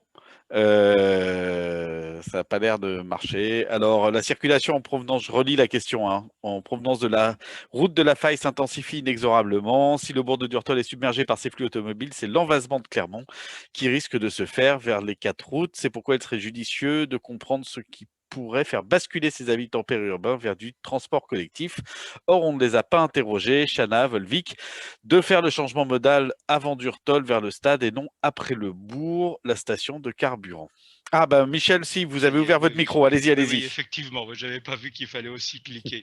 Oui, c'est le flux qui vient du nord de la métropole, parce que la métropole ne s'arrête pas à Durtol, ni même à Nonan, ni même à Saillat, etc. Il y a de plus en plus de fréquentation venant de la route de la Faille jusqu'à Volvic, parfois même un peu au-delà. Si cette vague qui arrive tous les matins submerge le bourg, alors évidemment ça pose problème au bourg lui-même, mais ça vient complètement après engloutir un peu plus l'agglomération, d'où la remarque qui est de dire il faut qu'on trouve le moyen d'arrêter. Alors il ne s'agit pas d'interdire aux autres pour s'autoriser à nous, mais en tout cas de voir la motivation qui pourrait faire que ces gens-là changent de mode de transport, parce qu'il s'agit de leur demander de faire l'effort de changer. Mais comme on les a pas interrogés, c'est un peu compliqué de leur dire qu'on va les considérer. Et en fait, dans la démarche SMTC, il n'y a pas de questionnement aux gens de Saillat, voire même de Nonan, voire encore moins de Volvic ou d'Orion, Limagne et Volcran, parce que beaucoup viennent par la route de la Faille. Voilà. Merci.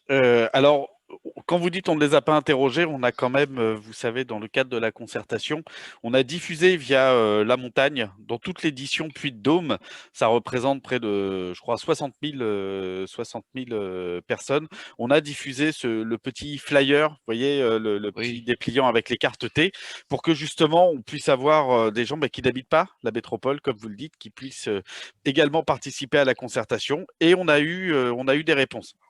C'est quand même un peu un alibi, excusez-moi, mais les concernés, c'est aller les rencontrer, parce que dans l'immédiat, l'attente de ces gens-là, c'est que ce soit pas plus compliqué, qu'ils aient du stationnement dans le centre-ville de Clermont. Voilà, leur attente, elle est simple, mais tous les éléments d'aménagement des rives de l'agglomération, ils ne le prennent pas en compte. Donc du coup, ils ne sont pas du tout complices de la réflexion qu'on peut avoir à Durtol ou à Clermont sur le changement modal. C'est pas leur problème. Pour eux, c'est la bagnole, point.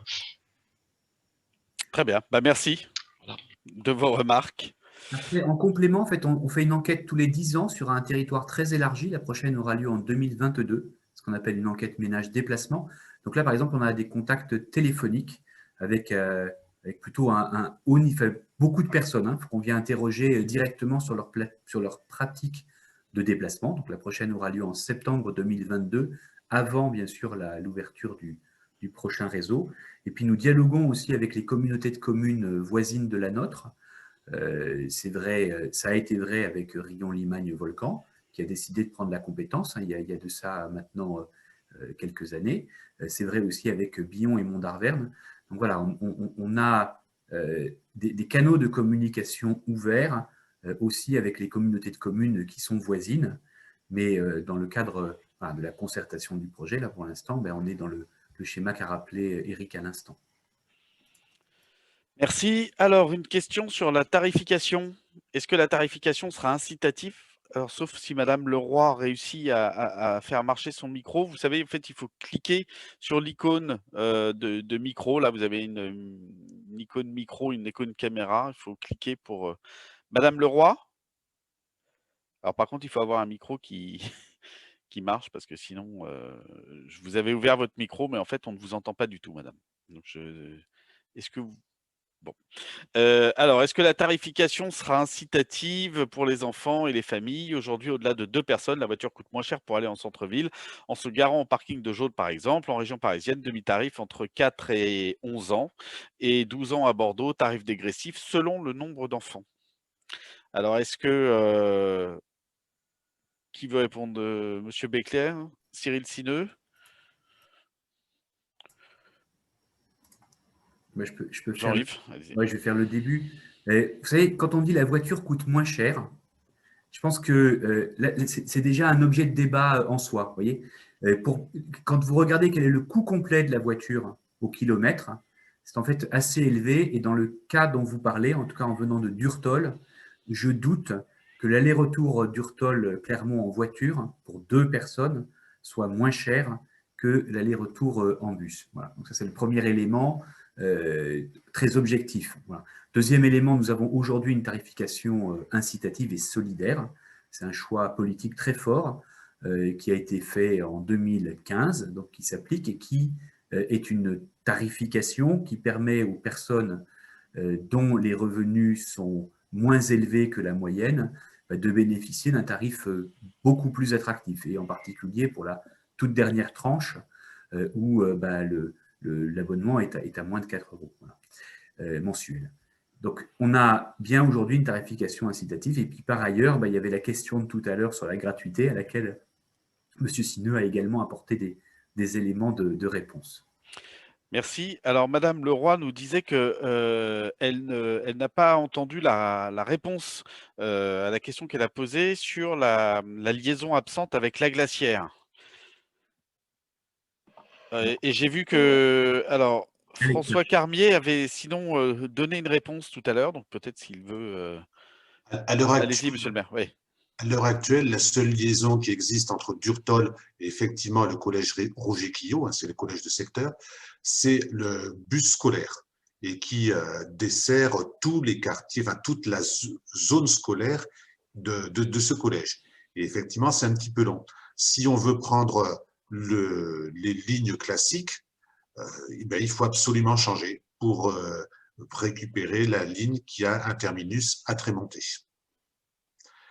Et par contre, effectivement, dans le schéma cyclable, il y a une piste cyclable qui est prévue entre Durtol et Trémonté. Voilà les réponses que je peux apporter quant à ce vrai questionnement, parce qu'il n'y a pas non plus de liaison piétonnière sécurisée entre Durtol et le collège Roger-Quillot. C'est une question que j'aimerais bien faire avancer. Voilà, merci. Merci, monsieur le maire. Alexia, peut-être? Oui, en complément, je voulais juste dire, actuellement, là, la réflexion qu'on a du réseau Silhouette, c'est bien sur le réseau urbain régulier, mais dans un second temps, va bien y avoir une réflexion également sur le réseau de type scolaire. Donc là, ce sont des informations à prendre parce que le réseau donc, en direction des scolaires sera également re-questionné dans le cadre de la restructuration du réseau.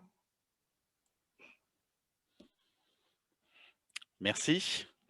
Madame Leroy, je ne sais pas si les réponses vous conviennent. En tous les cas, voilà, elles ont été apportées. Alors, question écologie. D'ailleurs, on s'approche des dernières questions, me semble-t-il. Par ailleurs, avez-vous prévu de remplacer progressivement les bus actuels par des bus à hydrogène ou électrique? Je précise que je ne suis pas un écolo extrémiste, mais voilà. Chacun a les idées qu'il veut, il n'y a pas de problème. Donc, oui, absolument. Ce qui est prévu, j'ai essayé de le dire en parlant du dépôt tout à l'heure, il est bien prévu de remplacer progressivement les bus actuels par des bus roulant au bio-GNV ou des bus électriques ou à hydrogène. Alors aujourd'hui, on a 180 bus, il y a 60 bus qui roulent au GNV, 120 bus qui roulent au diesel. Et donc, on va sortir du diesel. On n'achète déjà plus de diesel sur le réseau du SMTC. Et donc, demain, notre objectif, c'est d'avoir 120 bus au bio-GNV et le reste de la flotte, une centaine de bus, entre l'hydrogène et l'électrique. Et dans la centaine de bus, il y a les 40 bus à haut niveau de service qui permettent de rouler sur les lignes B et C. Merci. Est-ce qu'il y a d'autres souhaits de prendre la parole? Il est 20h25, ça fait presque 2 heures. On se dirige… Alors, Monsieur Cornet.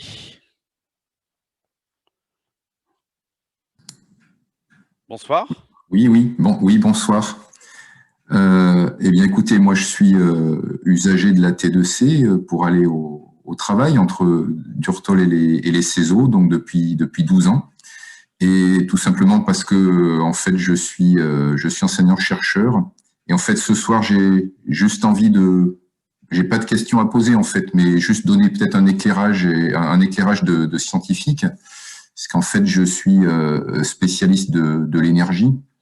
Il se trouve également que je collabore pas mal avec des collègues de Paris qui sont des climatologues et qui fournissent le GIEC en modèle de climat. Et si vous voulez, voilà, j'ai une assez bonne idée de ce qui risque de nous arriver dans les 20-30 prochaines années. Et donc voilà, pour dire tout ça, pour dire que le projet Inspire, je pense que c'est un projet nécessaire, indispensable et majeur pour la métropole, qui, je pense, avait pris un peu de retard par rapport à d'autres métropoles en termes de transport en commun. C'est un très très bon projet. Pour ce que j'en connais, j'ai eu accès à quelques documents du SMTC et je voudrais féliciter tous les acteurs de la métropole, du SMTC, parce que vraiment, c'est un projet de grande qualité et ce qui nous est présenté ce soir, c'est un travail déjà considérable. Et finalement, si je peux faire un petit reproche en tant que scientifique, donc, à ce projet, c'est que finalement, moi, je le trouve pas assez ambitieux. Pas assez ambitieux, finalement, en termes d'éradication de la voiture dans la métropole, puisque l'objectif d'atteindre 50% en 2030, vous pouvez me faire confiance sur les calculs, si dans la métropole clermontoise et dans toutes les métropoles de France, on n'atteint pas, on ne fait pas beaucoup mieux que 50%, on n'atteindra jamais les objectifs français ou européens sur les réductions d'émissions de CO2. Et ouais, donc je pense vraiment que finalement le projet Inspire aujourd'hui, pour moi, c'est un projet Inspire 1, et je pense qu'à partir du 1er janvier 2026, il devrait être suivi d'un projet Inspire 2 pour essayer de réduire l'usage de la voiture non pas à 50%, mais au moins à 30%. Voilà. Et alors, la conclusion de tout ça, pour reboucler sur Durtol, c'est que vous avez compris, je pense qu'il faut absolument monter l'ambition de ces projets et du développement de transport en commun. De ce point de vue-là, j'aurais tendance à dire, commençons par donner un maximum d'ambition au projet Inspire 1, celui dont on discute ce soir. Et donc, pour moi, la question en débat du terminus, en fait, entre la station-service ou le stade de Durtol n'est pas une question, en fait, très clairement, il faut donner à ce projet le maximum d'ambition qu'il peut avoir dans la forme actuelle, pour pouvoir monter ensuite encore en puissance.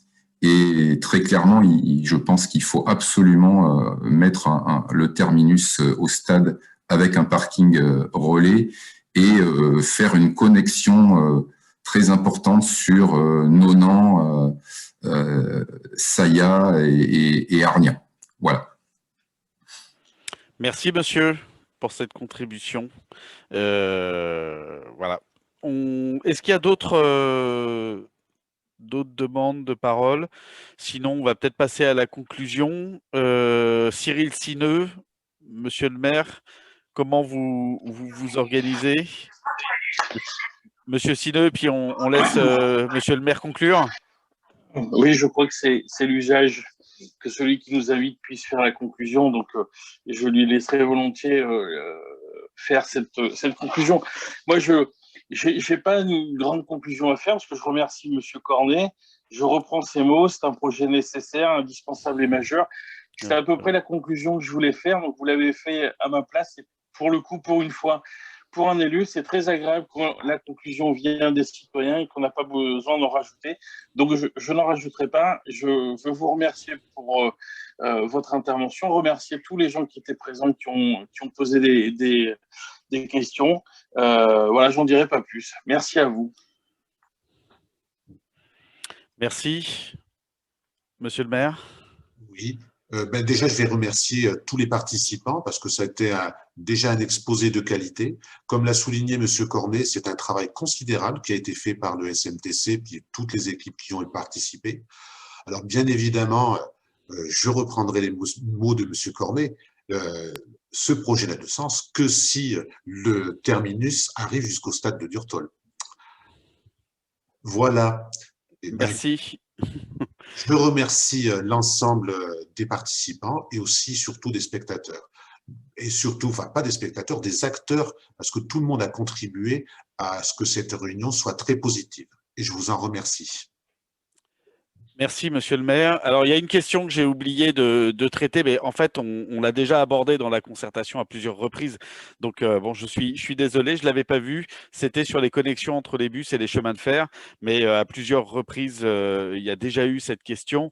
Donc, n'hésitez pas, vous pourrez la retrouver. Et puis, il y a d'autres, vous voyez, moments pour se retrouver. Donc, voilà, vous pouvez la reposer à l'occasion d'une des réunions publiques ou d'un des ateliers ou d'une des balades. Et encore une fois, il y a d'ailleurs voilà, des questions sur des ateliers sur les parkings relais, sur les commerces, sur la zone à trafic limité, et puis des balades rue de l'Oradou sur le haut niveau de service. Donc n'hésitez pas à participer, à poser vos questions. De toute manière, chacune trouvera sa réponse au moment du bilan de la concertation. Tout ce que vous dites, tout ce que vous écrivez est consigné et mis en annexe de ce bilan. Voilà. Je vous souhaite une bonne soirée. On se retrouve pour les plus assidus le 4, jeudi soir, et nous serons à Cournon. Bonne soirée à tous. Au revoir. Bonne soirée.